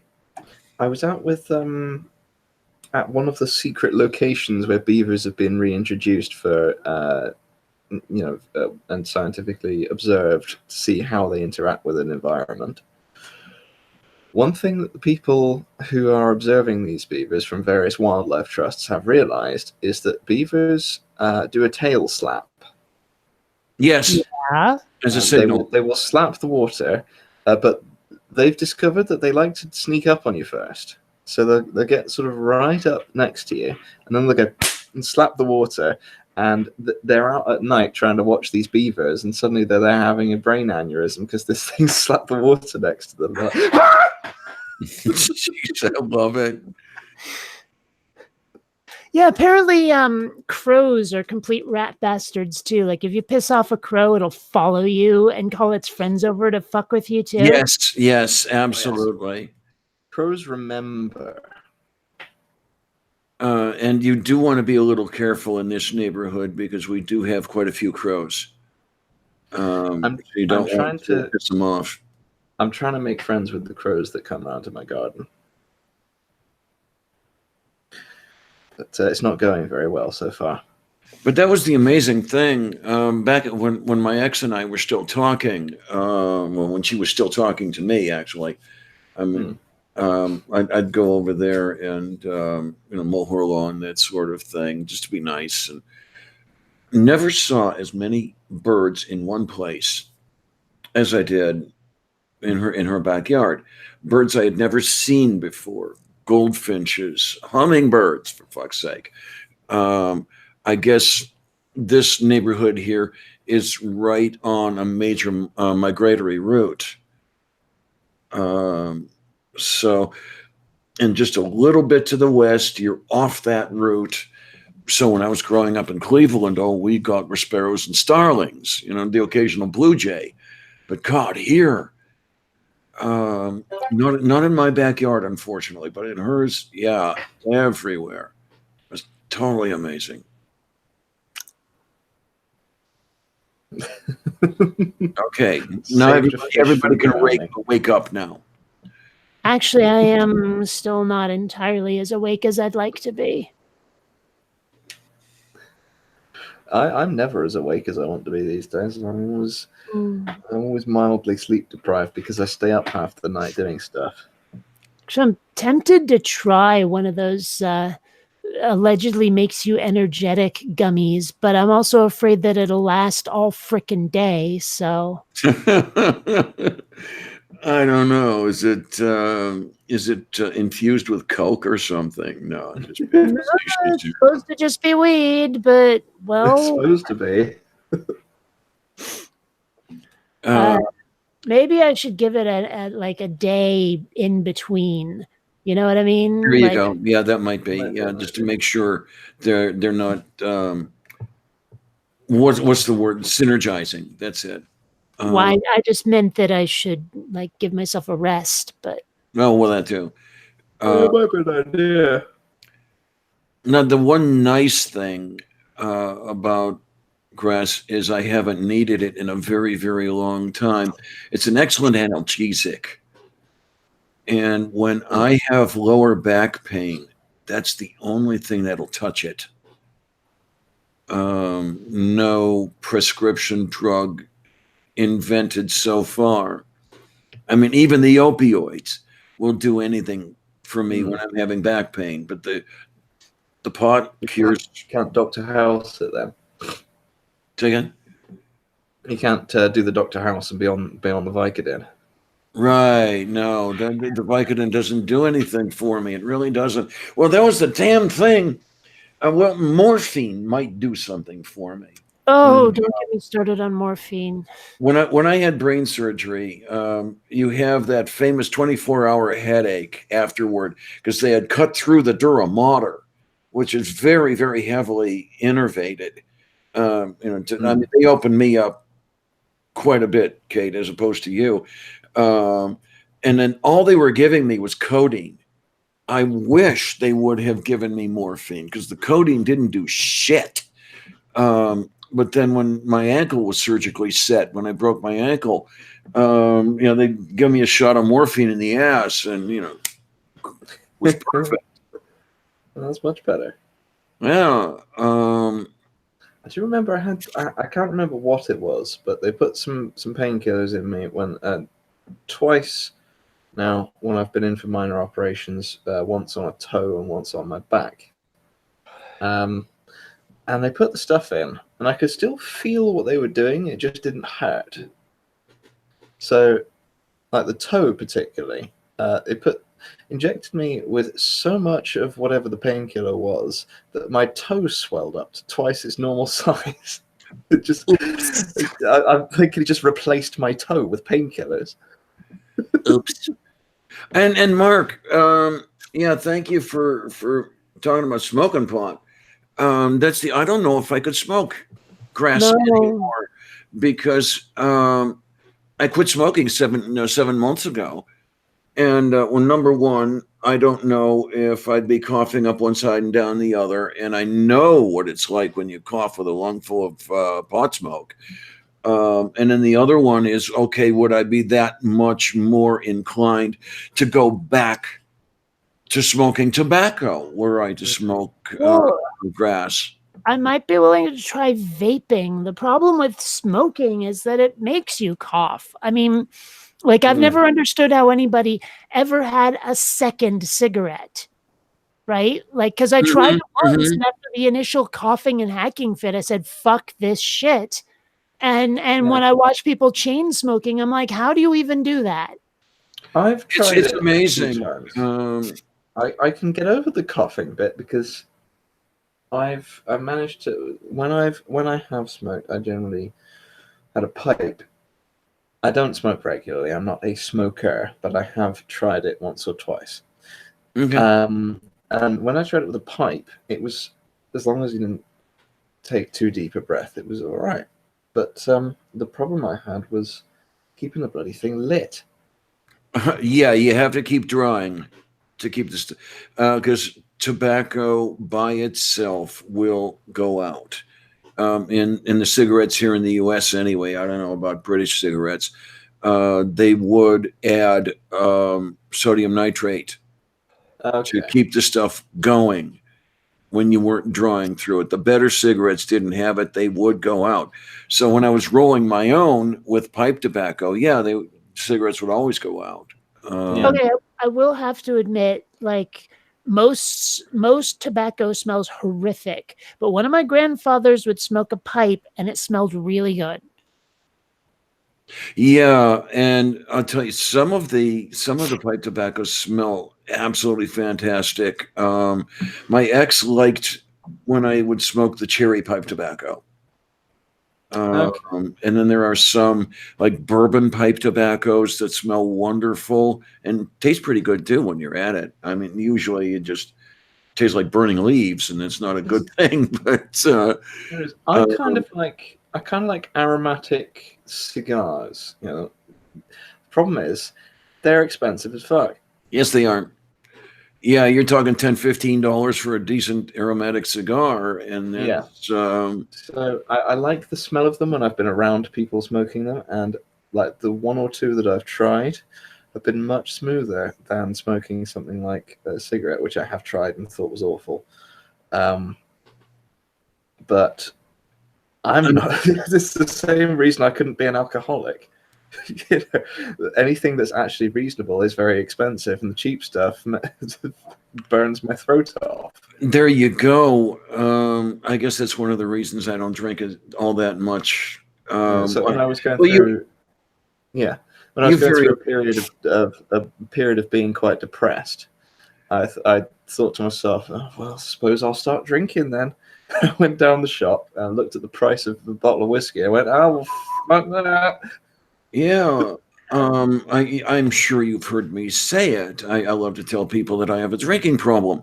There's booze all over the place here, and I forget to drink it. You know, that's a problem, kids.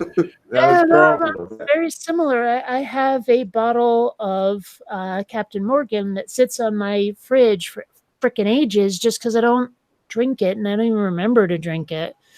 Yeah. I have After you. I have a fifth of scotch on my shelf that my ex gave me one Christmas. It's one of my favorites, the Glenfiddich, single malt, nice bite to it. There's about a quarter of the fifth left. She gave me that fifth 18 years ago. Shows how much I drink. Yeah.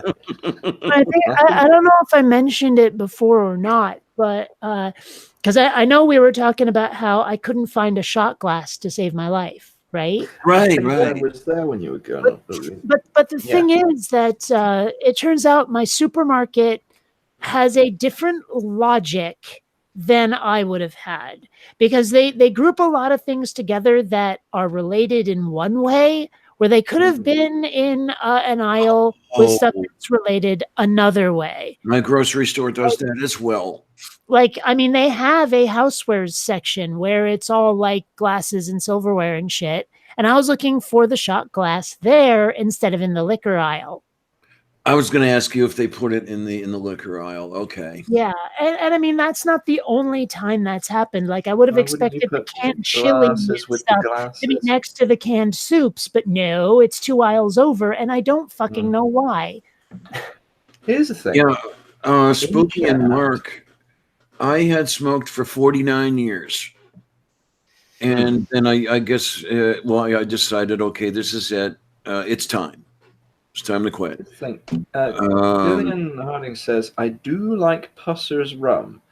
Now, here's a question I have had, because certain older relatives of mine frequently mention Pusser's tape when they're talking about particular kinds of like duct tape or something like that. What's a Pusser? That is a good question. It's probably someone's last name. Yeah, there's one thing I can do is I can type Pusser's rum, and it appears to be a distillery. So it is probably someone's name. It appears so. I'm looking at let's see, Pusser's British Navy rum, which also brings to mind sodomy and the lash, but that's another story.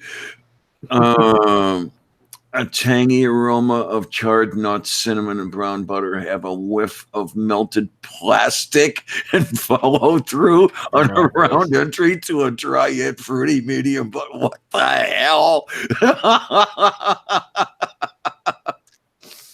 Wait a minute. Finishes with a polished wood and toffee fade with pewter tang. A bit jumbled, but interesting. This is an actual review of this stuff, by the way.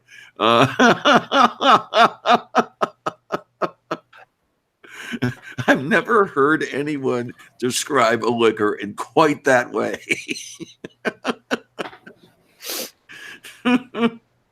Outstanding.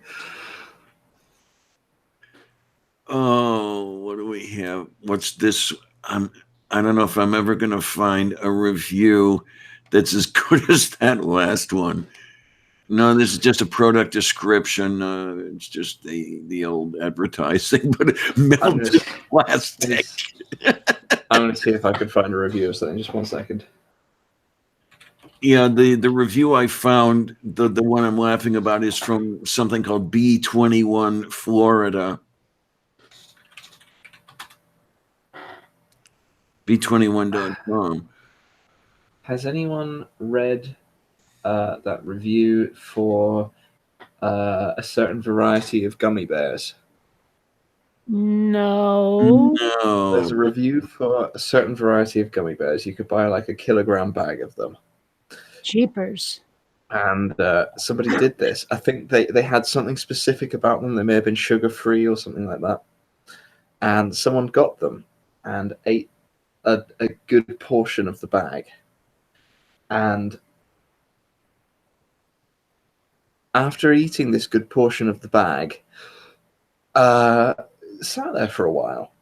And, it was all fine. They were quite tasty. And so they ate a good chunk of them. Then realized that they were having sudden intestinal pain and realized that this enormous quantity of gummy bears they'd just eaten was having a very severe laxative effect. Oops. I've had something similar happen with Pop Rocks. I hadn't seen Pop Rocks for a very long time. And then I came across a whole bunch of them, different varieties in this specialty candy store. And so I bought a bunch of them because I'm like, hey, this is just like my childhood, right? Oh, yeah. And I ate like 5 or 6 packages in an hour. And in about an hour and a half, I was like, oh shit, and went to the bathroom and nearly lifted off into orbit.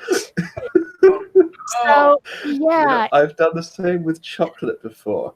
Certain cheap varieties of chocolates can have a laxative effect. I ate a massive chocolate Father Christmas because why not? And then shortly thereafter, I found myself uncomfortably sitting on the toilet for the next 2 hours, just kind of going. Yeah, I had a slightly different experience with the Pop Rocks because it was much more immediate. It was more of a blast than anything else. Okay. Now, one thing I noticed that does it to me, it's not candies or anything. If I have sour foods, they'll burn my lips uncomfortably, like Kapusta or sauerkraut. So what I'll do is add a little bit of baking soda to neutralize the acidity. But I guess the ions, the acetate ions that are left over, do this little osmotic sort of thing, and you have an osmotic laxative going. So yeah, there's quite a bit of fluid loss after that. So it's still worth cutting the acidity, but I should try this laxative chocolate effect again, actually, because the job I was doing for several years did make me somewhat constipated. Which job would this be? I'll be working in retail. Okay, I ask again, which job would this be? Shops, working in a shop. Okay, selling what, genius? Cheap stuff. It was a pound shop. Okay. But the problem was, because I was often the only person working the tills, I'd be there not able to go to the toilet for several hours. So this had a cumulative effect where that I'm still trying to recover from. Oh no. I haven't worked in that job for over a year now. No, wait a minute. A local computer shop advertised flux capacitors for £100,000. I have to find this. I have to see the reviews. Oh, pretty. Yeah, that's right up my alley.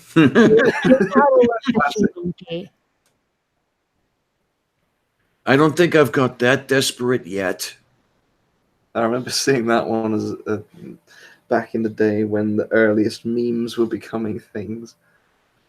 And that one traumatized me at the time. Oh, I was on a web board where if someone was being a prick, you'd threaten to post the she monkey. Shut up, or I will post the she monkey. That was like a thing. Yeah. So. Oh, that's interesting. Something I hadn't thought of. Being lactose intolerant could explain the chocolate thing. I don't know. Yeah, with the milk chocolate thing going on. I drink a lot of milk, so I don't think it's that. Okay. Yeah, my poor ex is lactose intolerant and loves cheese. Two just don't go together very well. You know what's weird is like when I was little, I was lactose intolerant, and then for some reason that's changed, and I don't know why. It's kind of like how my hay fever went away when I got older. Well, wait a minute. That's not the way it's supposed to work. It's supposed to work the other way, right? Where you're lactose tolerant when you're young and I become into. I mean, the hay fever I get. I also grew out of hay fever. I had horrible hay fever when I was in single digits. It was so bad that I don't know if you ever ran into this, Kate. Bobka would use the used tea bags on my eyes such that I could open my eyes because they were welded shut with all the goop overnight. No, that never happened. I just had faucet sinuses and pressure. Okay. Yeah, right around early August, I'd start having the hay fever, and that was horrid. But I outgrew it, which was nice. That now I can go out into a field and not worry about anything. Um, oh no, I like that meme, Kate. I do. Yeah. I used to have a Venus flytrap, and unfortunately, I fed it too much. You know, I kept feeding it little pieces of hamburger, and what I didn't realize at the time is the trap closes by means of cells in the hinge area growing immensely in a very short time. So each time the trap closes, it's getting that much closer to old age and eventual death. Okay. You know, and I killed it with kindness, basically. I killed it by feeding it a hamburger. Um, I didn't know this when I was 10 years old, but I know it now. I had a Venus flytrap plant for a while. It never grew the little grabby bits. I don't think it liked my climate. It sat there for a while, got soggy, and just died. The Venus flytraps like it warm and humid, which is one of the reasons I think you find them in places like North Carolina in the U.S. And let me look it up and make sure that I know what I'm talking about, because sometimes I actually do, and it amazes people. I sometimes know what I'm talking about. Usually if it's about Star Wars. Okay. Yeah, okay. The Carolinas in the U.S., North Carolina, South Carolina. Yeah, I thought I had it right. Greatest thing, man, when you have plants that eat meat. Yeah. You'd never think of something like that, but then it works out that way. And then, of course, all the other stuff, the sundews and the butterworts and pitcher plants. I would love to have a garden of just that stuff, but it's not going to be happening anytime soon. Because this is here is my living area, and the backyard just isn't suited for stuff like this. But I have never before seen a potted blue Venus flytrap. It's amazing. I wonder if it's, excuse me, I wonder if it's Jack. Let's try this again. Genetically modified. I'm going to have to pour a little bit of baking soda because I'm starting to get. Oh, please! I don't need ulcers again. I've a nice thing about living in the more sort of rural countryside kind of area is the connection with nature. I've recently got a little nature cam. It's like a motion detecting camera with night vision on. Put it out in the garden and get all kinds of stuff. Mostly the neighbors' cats coming in trying to eat the frogs.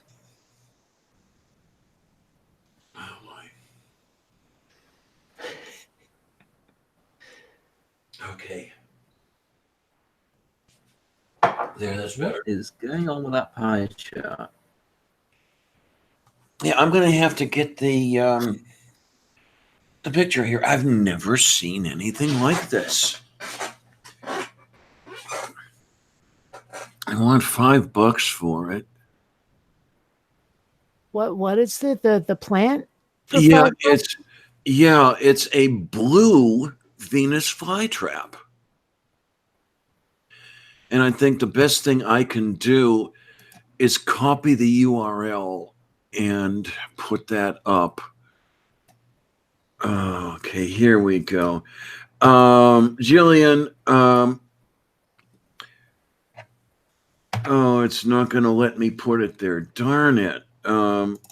It's just too large. The URL is too large. Jillian, I'm having a bit of heartburn is all. And I swallowed a bit of, what's the word for it? Baking soda. And that'll cut the acidity, and you'll hear an amazing burp that you could hear in the next county, and everything will be fine. Let's see if I can find. Wait a minute. Maybe I can do this. That would be great, wouldn't it? It would be pretty amazing, but I wouldn't rely on this technology. Because I've got the suspense is building. Save image, yes. Maybe no, but it's maybe if I do this, it'll work. I'm going to give it a try. I'm going to put that into downloads. Then I'm going to. Mark says, Hey, it works. It works. Terrific. All right, I like this. Let's do some sharing here. Application window. There we go. And we're going to share. And this is what I'm seeing. And I have never seen anything like this before. I'd seen them, green with red rather than blue with green. Okay. Yeah, I've only seen them green with red. Yeah. So that's an amazing thing. We'll just so, so it doesn't go away when I stop talking, and then I'll get rid of it shortly. Just amazing. I like that. I love new stuff like this. Stuff I've never seen before. Things I can learn. I mean, that's what I'm all about. Okay, so we'll put that away. Now that, I won't buy one because I'd never. Number one, I couldn't keep it alive in this climate. Number two, she'd eat it. The only reason I managed to kill a cactus for the same reason. I just forgot to water it for like a decade. Oh, jeez. No, they do want water occasionally. Yes, they do. Yeah, I realized that, but they wanted water so infrequently that I just forgot that it existed. The only reason I have those plants up there is that they are hanging from the ceiling. Yeah. And I pulled the curtains aside because she used to climb the curtains to get to the damn plants to eat them. I wish I could have orchids, but there's no way I'm going to spend $15 on an orchid just so this one could eat it. Yeah, that would be a little bit much. I'm not keeping plants, people, anyway. Okay. I used to love it when I could go to the local Kmart and get some of the flowering house plants. Because I happen to like flowers, okay? What can I tell you? I always have. And unfortunately, it was difficult for me to keep them going in the places I was living. I love gardenias. God, I love gardenias. But I can never manage to keep them alive. Here's a little question for you. Yes. Why do the Americans think that this that's on my picture now is a good idea? Wait a minute. What is the deal with this? Here. I'm going to find out. This is what a British person sees when someone says biscuits and gravy. Well, that's because that's not what biscuits are. You jokers think that biscuits are cookies. That's gravy. Okay, cookies. Well, the thing is, I mean, I actually asked a British person, and you guys don't have biscuits there, like what we call biscuits. You don't even seem to have them. I think the closest equivalent would be a scone or a scone, depending on how you say it. Yeah. Okay. Yeah, because And that doesn't even look like gravy, whatever that is. It looks like, I don't know, fucking caramel or something. Brown juice. something that came out of a can from the local cut rate grocery store. Yeah, pretty much. Let's see.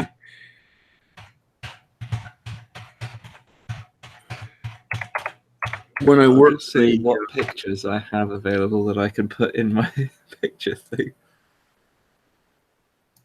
Let's see if we've got this. Oh, here we are. What do you have on? That's not how What do you you have? Nope. This is the thumbnail I made for one of my videos a while ago. There we go. That's me trying to save stuff. It's really pixelated, yeah. Once it's small and blown up. No, it's. I think it doesn't like the resolution. Well, that's what we need. Yeah, basically what we're okay. Well, no, it's not supposed to be small and blown up, but I think because it doesn't fit the aspect ratio of the thing, it's shrunk it. Oh. Okay. Well, so is the guy in the lower right, is that your dumb butt? No, that would be the character that nobody liked from The Last Jedi. I'm the one shooting. See, I refuse to see any more Disney Star Wars. I tried 2 of them and said, fuck this shit. So Yeah, I agree. I'm done with Disney now because they've made a complete mess. Bad enough. There we go. Yeah, I got accustomed to biscuits and gravy when I worked in the South, and I dearly love this stuff now. it is good, although I have to admit, after a while, there's just too damn much biscuit and not enough gravy. Yeah. I don't think I would run back to South Carolina to work there again, but it was an interesting period, especially the commute to and from work. I lived in Cleveland, Ohio, and worked in a small town near Spartanburg, South Carolina. So go to the main office on Monday morning, grab the tickets, drive to the airport, fly through Atlanta to Spartanburg, drive to the site, work the week. Friday afternoon, reverse the procedure, back to Hopkins, drive home, kiss the wife, rinse and repeat. That it was fun, and Sandra liked it too because I was out of her hair most of the time. That's handy, yeah. How come there isn't an air starboard? Well, what? Where? Why isn't there an air starboard? I don't know. I don't know. It's because you can only turn left when you're flying. Okay, that's gotta be it. I don't know. Always like speaking as someone who's left-handed, those designations always kind of pissed me off because I mean, starboard, it just sounds so epic and grand, and then port sounds like a sound effect for a bodily function. Port, it doesn't. It's not flattering. Well, there is occasionally the term larboard as well. I've never heard that one. Wait a minute, larboard? What is that? Yeah. It's let me look it up. If I'm remembering this correctly, it was sort of a specific way of saying in very certain naval circumstances of saying port, but a different way of saying it for some reason. Let me look it up and tell you why. Although one thing I will say, another word that's associated with left that I find quite entertaining is widdershins. I don't know that one. Really, it's actually usually associated with the opposite of clockwise, is widdershins, but it also can mean left. Okay, I got you now. Yeah. Yeah, this is I love this meal right there. Yeah, that's good stuff. Biscuits and sausage gravy. I always keep a couple cans of sausage gravy around in a pinch if I want a snack. So that actually looks reasonable. That doesn't look too bad. There are so many things out there that I can't fucking eat because they have pork in them and sausage. There is so much sausage. And I think we had this discussion a while ago about pizza toppings and how like every pizza topping that's meat has pork in it somewhere. Yeah. And Yes. someone was saying, I think it was you, I'm not sure, was saying how like in New York City, because there's so many Jewish people, they have kosher pepperoni and all that stuff. Okay. And maybe that wasn't you saying it. Someone was saying it. I don't know if I was saying it or not, but I can easily see how that is.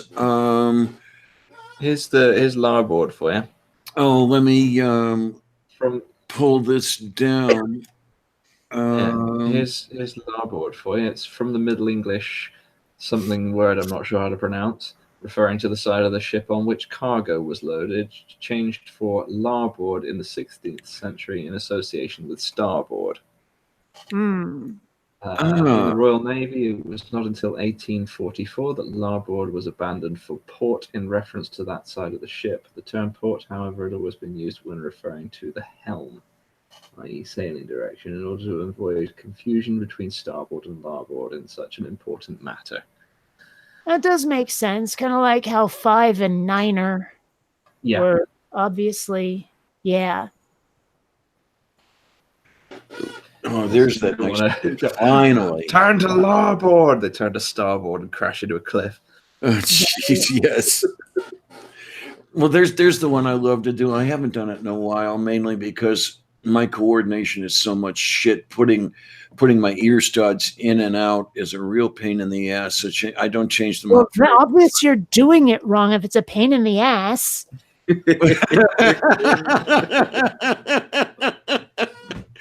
But one of the things I like to do, especially early on when I was doing this, was an emerald ear stud in the right ear, a ruby ear stud in the left ear, and then a clear pendant on an X-ray. Oh, yeah. And then, okay, if you got it, you had a chance. You know, one of those.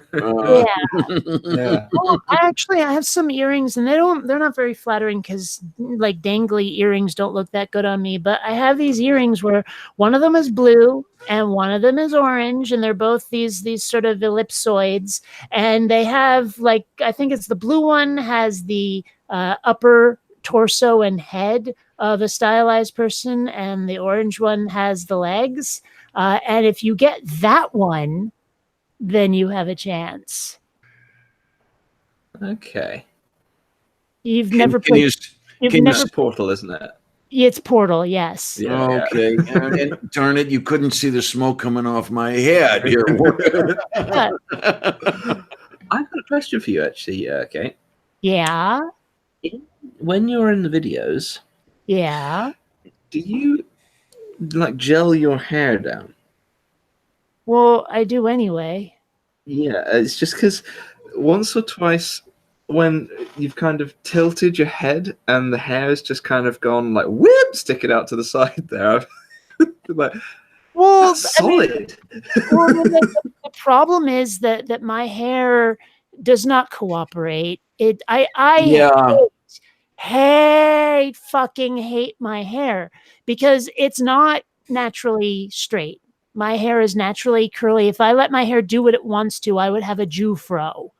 Right? and yes, I can attest to that. I fucking hate it. And I've been like taking a flat iron to my head for so long that it looks, you can see this here. Oh man. And so beyond belief. And so I tend to put like some gel stuff on it, and I take a flat iron to it, and and sometimes that makes it not quite as flexible as perhaps it ought to be. Yeah, it was in 1 or 2 videos. I think you'd like used the entire gel pot or something, and you kind of somebody said something in the whatever video it was you were responding to. Somebody said something incredibly stupid, and you kind of tilted your head to the side, and I thought you were going to decapitate yourself with the hair. Well, I guess not. I don't know. Well, no, probably not, because we're now conversing after the fact. So Yeah. I'm guessing it didn't happen. But needless to say, I hate my hair. If there's anything about me that I wish was straight, it's my head fur. Yeah. So. Yeah. Kate, that's not that far off from the way I looked when I was about 20. Yeah. I looked like a white Jesse Jackson when I let my hair grow. Well, one thing that I'm doing right now, because honestly, I think that my hair gets so damaged that it breaks off at the tip a lot because I can't seem to grow it past a certain length. So one thing I've started doing is every night I will go into my bathroom to make sure that the lighting is exactly the same every time, and I will take a picture of myself up against a white wall. And I've been splicing it into a video to do a time lapse thing. I've only done a month so far, but I want to see how far my hair has grown by the end of the year, and watch it doing it. Because if it does not cooperate, I'll be like, okay, I've got to figure out another way to straighten my hair if I want to grow it down to my ass. So, there are times I wish I could do. There are times I wish I could do that, but it appears that what I've got now is about as long as it's ever going to get. Because the last time I had my hair cut in any way was 2009. Yeah. Well, I mean, that's the thing, is maybe the ends are splitting and I need to get a trim more often. Yeah, maybe. And maybe that would work here as well. Well, I'm glad that at least now I can wear it down, because, as I say, when I was 20 years old, there was no way I was going to do that. Yeah. Well, I mean, when I was 20, they didn't even have good flat irons. And so I was not, hell, I was cutting my hair pretty freaking short. Yeah, I do not look good with a shaved head. Just saying. Okay. A friend of mine has been trying to straighten his hair. He has naturally quite thick curly hair.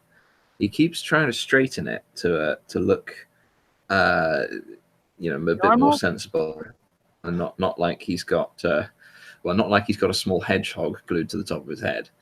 Right. But he tends to look like, because he's straightened it, but it's gone too straight. If anything, he tends to look a bit like he looks like he's drawn it on. He looks a bit like kind of, in like an anime show, if you see someone who's got particularly kind of straight hair, it's just a sort of pencil lines. Yeah. He looks kind of like that, but with the kind of side parting going to one side. It's just he's straightened it too much. Is what I'm getting at. Okay. Well, yeah. Yeah, he's trying to find better ways around this now. Well, I mean, that's the problem, is there's very limited options. If you don't want your hair to do what it normally does. I don't understand people who want their hair curled. Like, what the fuck? Seriously. That just looks silly most of the time. I don't mind the crazy hair. Right, I don't have to worry about that too much. I just want to go out in a rain and my hair will curl all by itself. Yeah, no, I'm with you on that. Of course, I wake up and I don't know if I just like sweat in my sleep or what, but I wake up looking like I've been through a rainstorm. Yeah. I take it that was the before picture in the previous one. No, actually, that was post shower. Ah, okay. Yeah.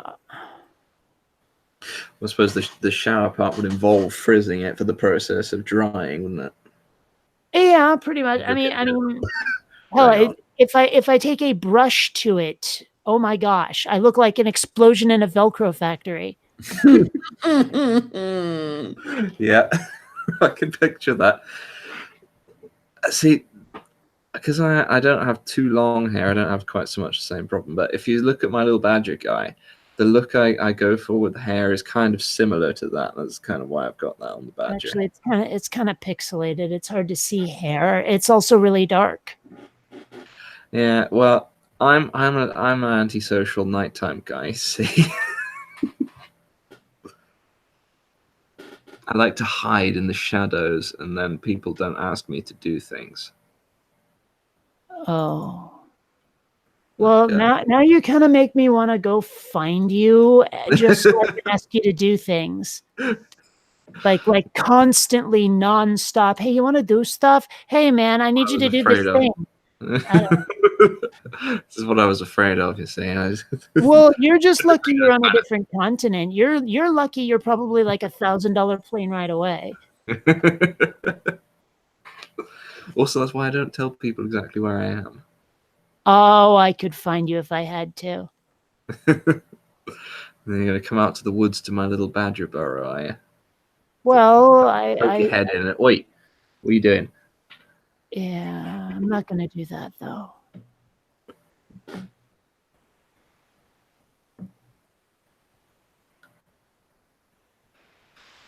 Okay, then. Yeah. I should probably think seriously about what's that stuff called? Food. Oh, that. Oh, yeah, that stuff I eat too much of. It's like 20 of one here, and I had a little bit of breakfast, and that was hours ago because, like, I couldn't deprive you guys of my interestingness, so I had to stick No, around you for got that right. Well, Yeah. it is always great fun being in a chat with you.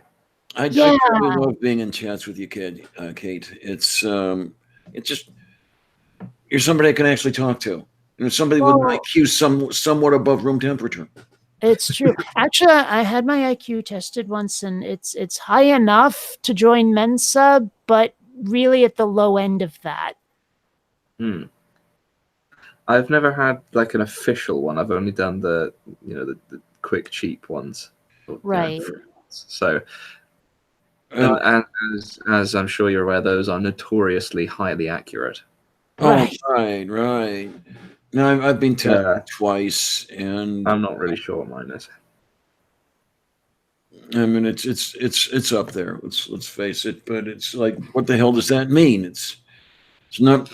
It's more what you do with it than what you have, or how. Well, it is a measure of certain things, but it's not useful in determining someone's. It's not something you can. It's not a number you can look at and go, this is the absolutely everything about this person's potential. Well, yeah, I mean, that's the thing is, like, people have a focus or they have talents or whatever. I mean, even if my IQ is really freaking high, I'm not math people. You know what I mean? Yeah. Oh, right. I have the same problem. I don't like measuring and diagrams and all that kind of stuff, which is a problem with the carpentry I'm doing at the moment because there's quite a lot of that. It's the problem of I make things by I get the thing and I go, how big is it going to be? Well, how big a piece of material do I have? Oh, it's that big. All right, well, I'll make it that big then. Okay, that works. No, I measure things by putting them against each other and going, does that fit? Yep, there we go. Well, anyway, like I say, food now. I'll catch you evil geniuses later. Well, thanks for coming by, Kate. Seriously, loved having you. You be good, have fun. Badger, I take it. We're probably going to break this party up, right? Yeah, it's probably a good idea. I need to toodle off a little bit as well. I can't guarantee the being good part. Oh, and give us some significantly less high pitched music next time, please. Okay, I'll do some looking. Yeah, maybe we can find something fun. And you know what? Avoid opera entirely. One of these days, I want to know what opera would sound like if it was sung like a normal person instead of yodeling like they do. Anyway, I'll catch you. Wouldn't be all that interesting to opera fans. Okay, take care. Seriously, it's. Where are we here? Here we are. Yeah, she's taken off. God, I love that lady. It's Anyway, always good fun having bionic dance on anything. yes, it's always adds flavor to a conversation. It's so easy to talk to. Mhm. And, I guess that's one of the problems I have, especially in this neighborhood where education is not only not appreciated but disdained and everything else. Yeah. Mhm. It's so hard to find somebody with whom you can hold a decent conversation.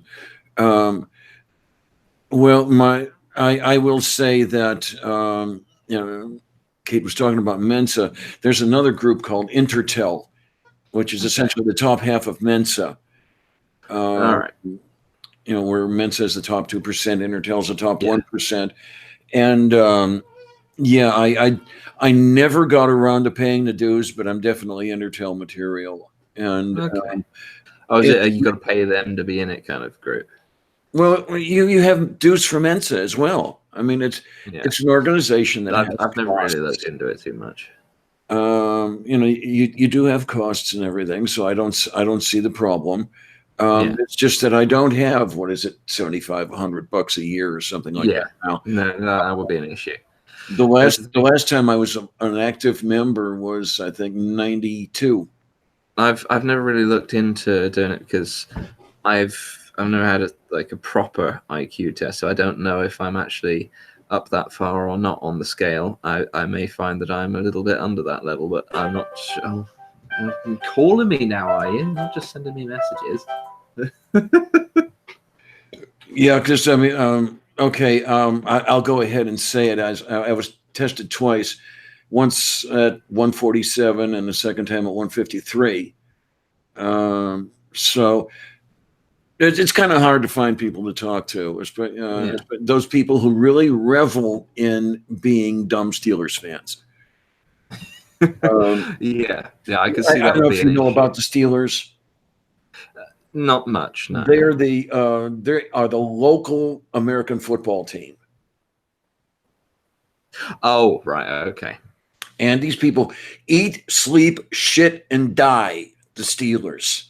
Yeah. Okay. And we've got some of those around here with the footballs. Okay, and I'm not a football fan anyway. Yeah. I'm a baseball girl.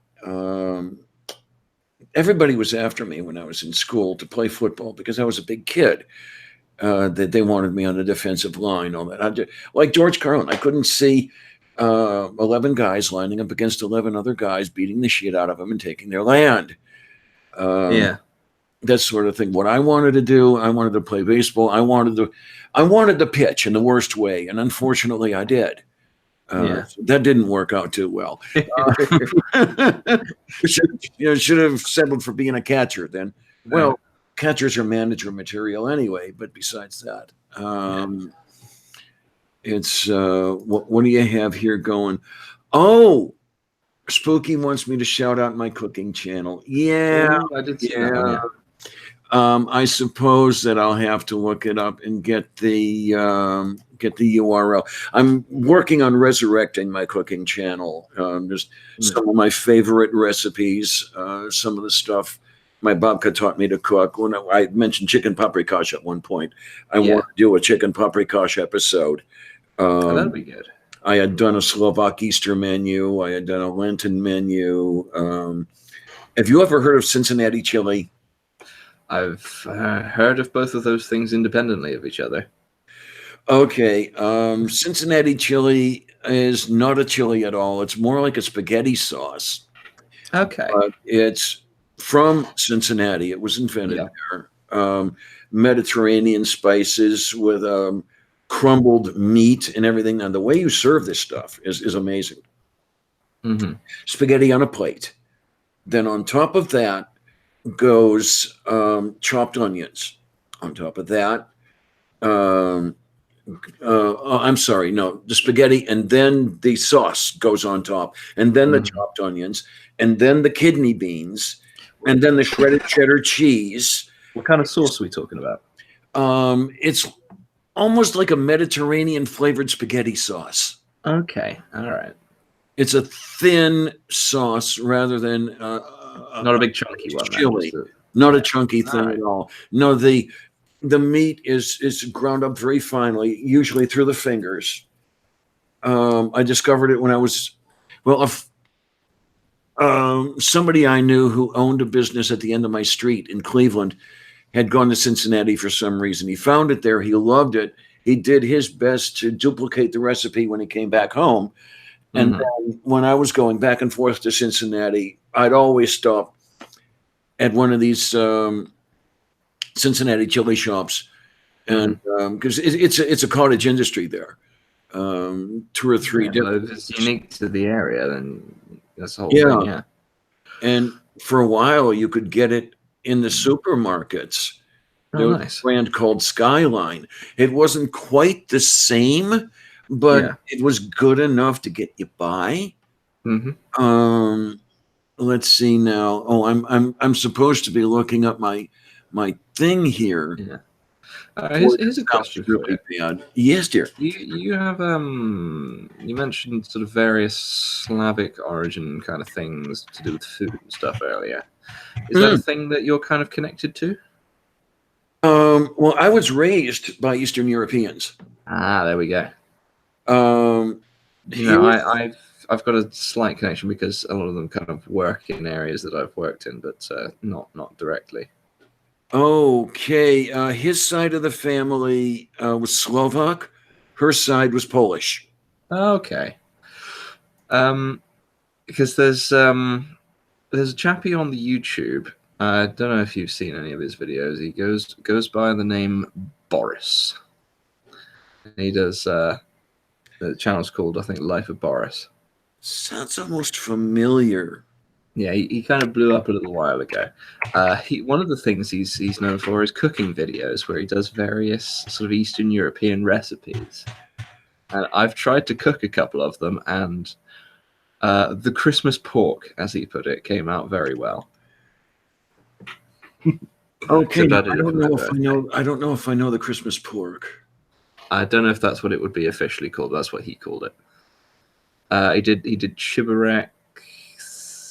I'm pronouncing that horribly. He did some other stuff that I can't remember the names of now, but looked quite nice that I would like to try. But the chibarek particularly looked very much like something that is more native to my area, except the version from around here is not fried.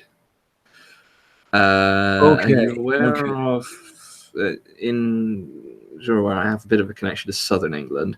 Are you aware of the Cornish pasty? Yes, absolutely, and I love them. Now, the chibarek is very similar to that, except like a deep fried version. Okay, yeah. My grandmother used to make pasties. The way I'm familiar with the pasties, my ex grew up in northwestern New Jersey, which that area has a very Welsh population. And that's how she got accustomed to the pasties, and she introduced them to me when we got together. Just a little bit further up if you go by sea. Okay.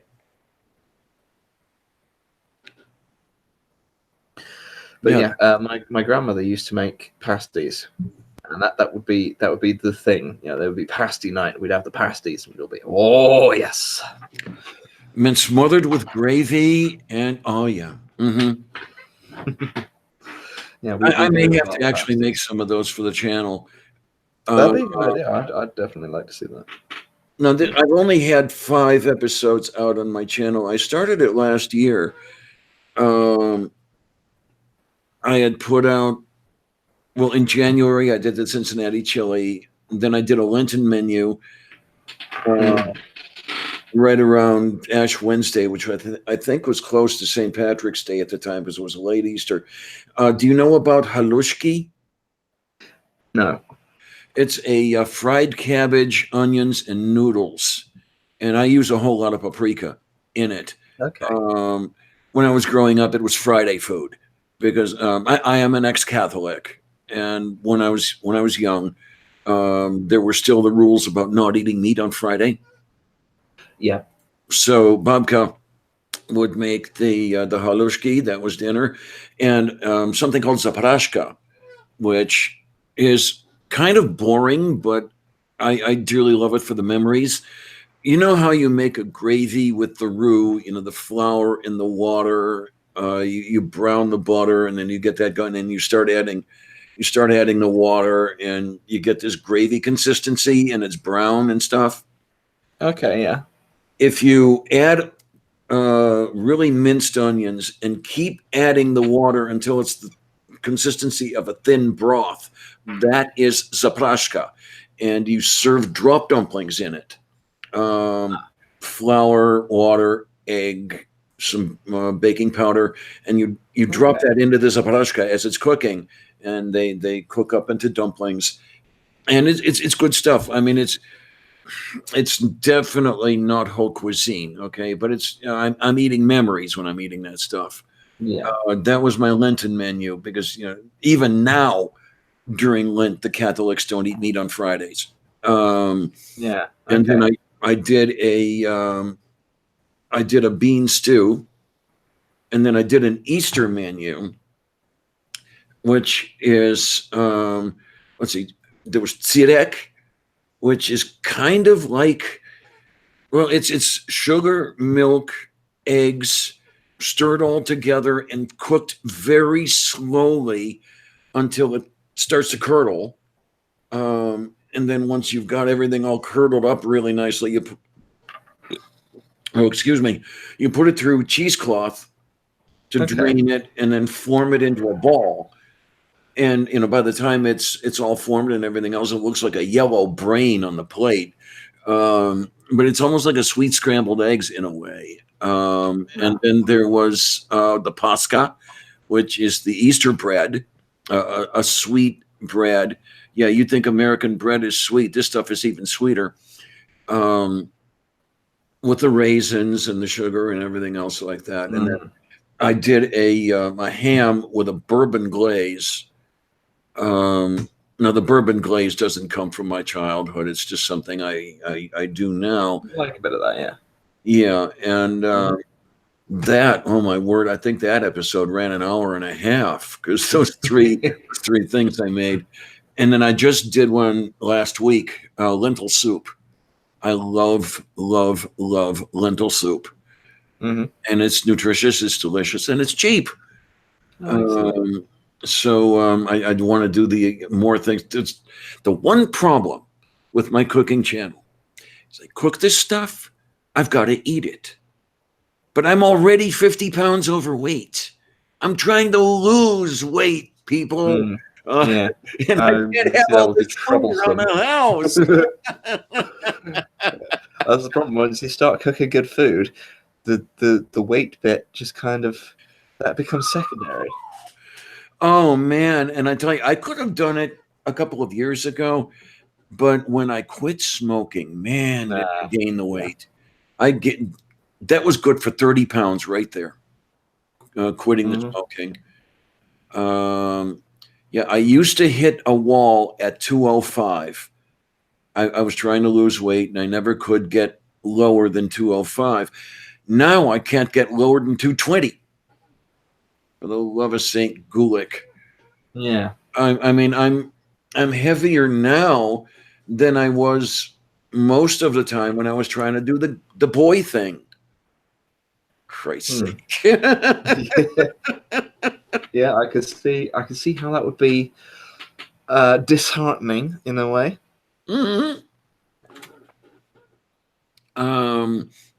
But one of these days, there was just somebody yelling at me a couple of days ago. I was talking about my doctor and the tests he ran and everything else. He sent a couple people over from the social services arm of his clinic to see if they couldn't find some ways to help me pay for the medical treatments and all this other stuff. And one of the people, asked me, what I eat and stuff like this. And I told her that, a day's meal might consist of 2 eggs, 2 links of sausage, 2 pieces of toast.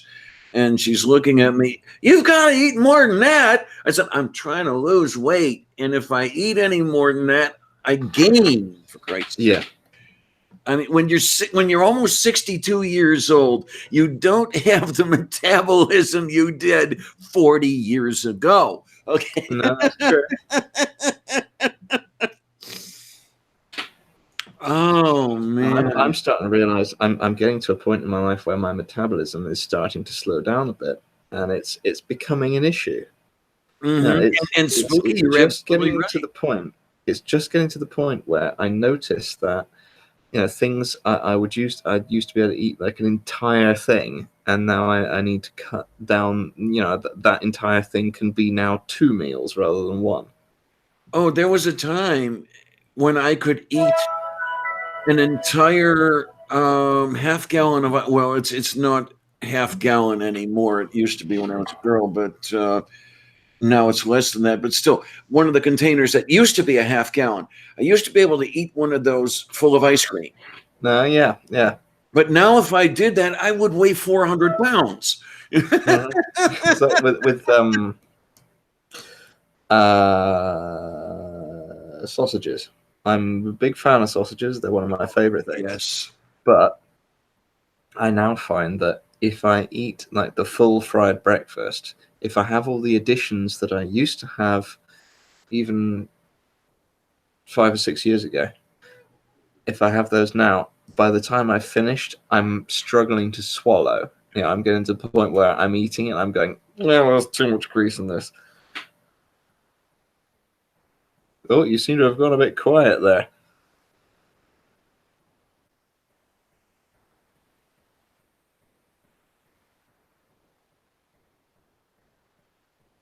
Is it you that's gone quiet, or have I muted my audio somehow? I am so sorry. I muted myself really quickly to cough, and I tried to bring it back on, and it didn't come.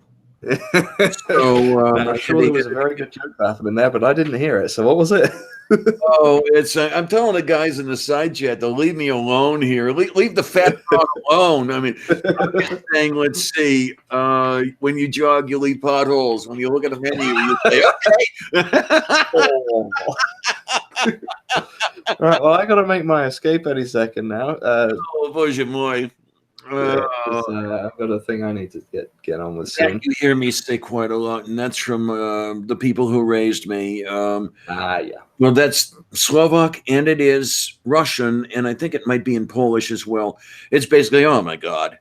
I used to say that all the time. Oh, bože můj, bože můj. God, I miss it. Yeah. I used to work with a Polish lady who was absolutely hilarious when she was in a good mood, and when she was not in a good mood, she might very well bite your head off. But no,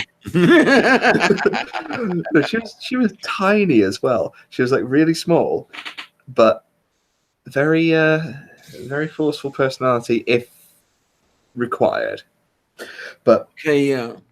Occasionally she would swear to herself in Polish. And she did this deliberately because nobody knew what the hell she was saying. Something was going wrong, and she'd just kind of turn away a little bit, and there'd be all the kurwas coming out. Well, that was my step grandfather. He would do that as well, and my grandmother would be quite embarrassed when the kids, the grandkids are asking, "What does pista mean?" The thing is, the first time I heard that word, the old kurwa, I was watching a fail compilation on YouTube, and a lot of those are people driving in Poland. And this chap, he had a major accident happen right next to him. Like some kind of truck or something derailed its entire back section, and it like crushed a car in the process. Oh no! And he didn't get all the way through the word before the video cut off, but he was really emphasizing the rolled R. He was just and then the video cut. Oh jeez. Oh man! And then for those of you in the audience who don't know, in Polish, pizda is the C word.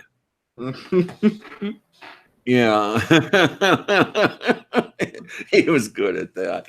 Oh man! And there's a lot of good memories I have. My babka was a better parent to me than her son and daughter-in-law were. Okay. So yeah, she's the one who taught me to bake. She's the one who taught me to cook. She's the one who taught me to embroider, Yeah. how to sew. And remember now that she was teaching Eddie these things. Hmm. She never knew about Diana. Yeah. Because I only came out. I only transitioned 10 years ago, and Hmm. yeah, she died in 1980. Let me think now. Died in 1986 at the age of 94. 94. So you didn't quite get to meet that version of you then. Not quite. I sometimes wonder what she would have thought of me.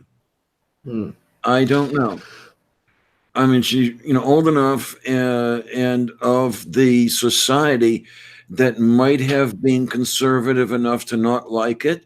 But then again, she was a cool lady. Maybe she would have been okay with it. Who knows? Well, yes, it's unfortunate that you won't. That's something that you can't know. Yeah. I mean, her son and daughter-in-law just dumped me in a moment, when I finally came out. But oh Which is a real well. shame, but some people just can't handle it. Well, those two are dead now, and the world is a much better place without them. Yeah. This thing, I try to, even if I find myself, not that this is the situation with you, but even if I find myself fundamentally just think someone tells me something about themselves, and I fundamentally disagree with it, I don't tell them that. I don't say, well, no, that's wrong. You're not that. You're this. I don't. Even if in my mind I cannot reconcile what they're telling me with what I see, I just kind of go, okay, because that's how they are to them, and there's no point being a dickhead about it and saying no, you're not. Yeah. And that's not an issue with anyone that I've come across.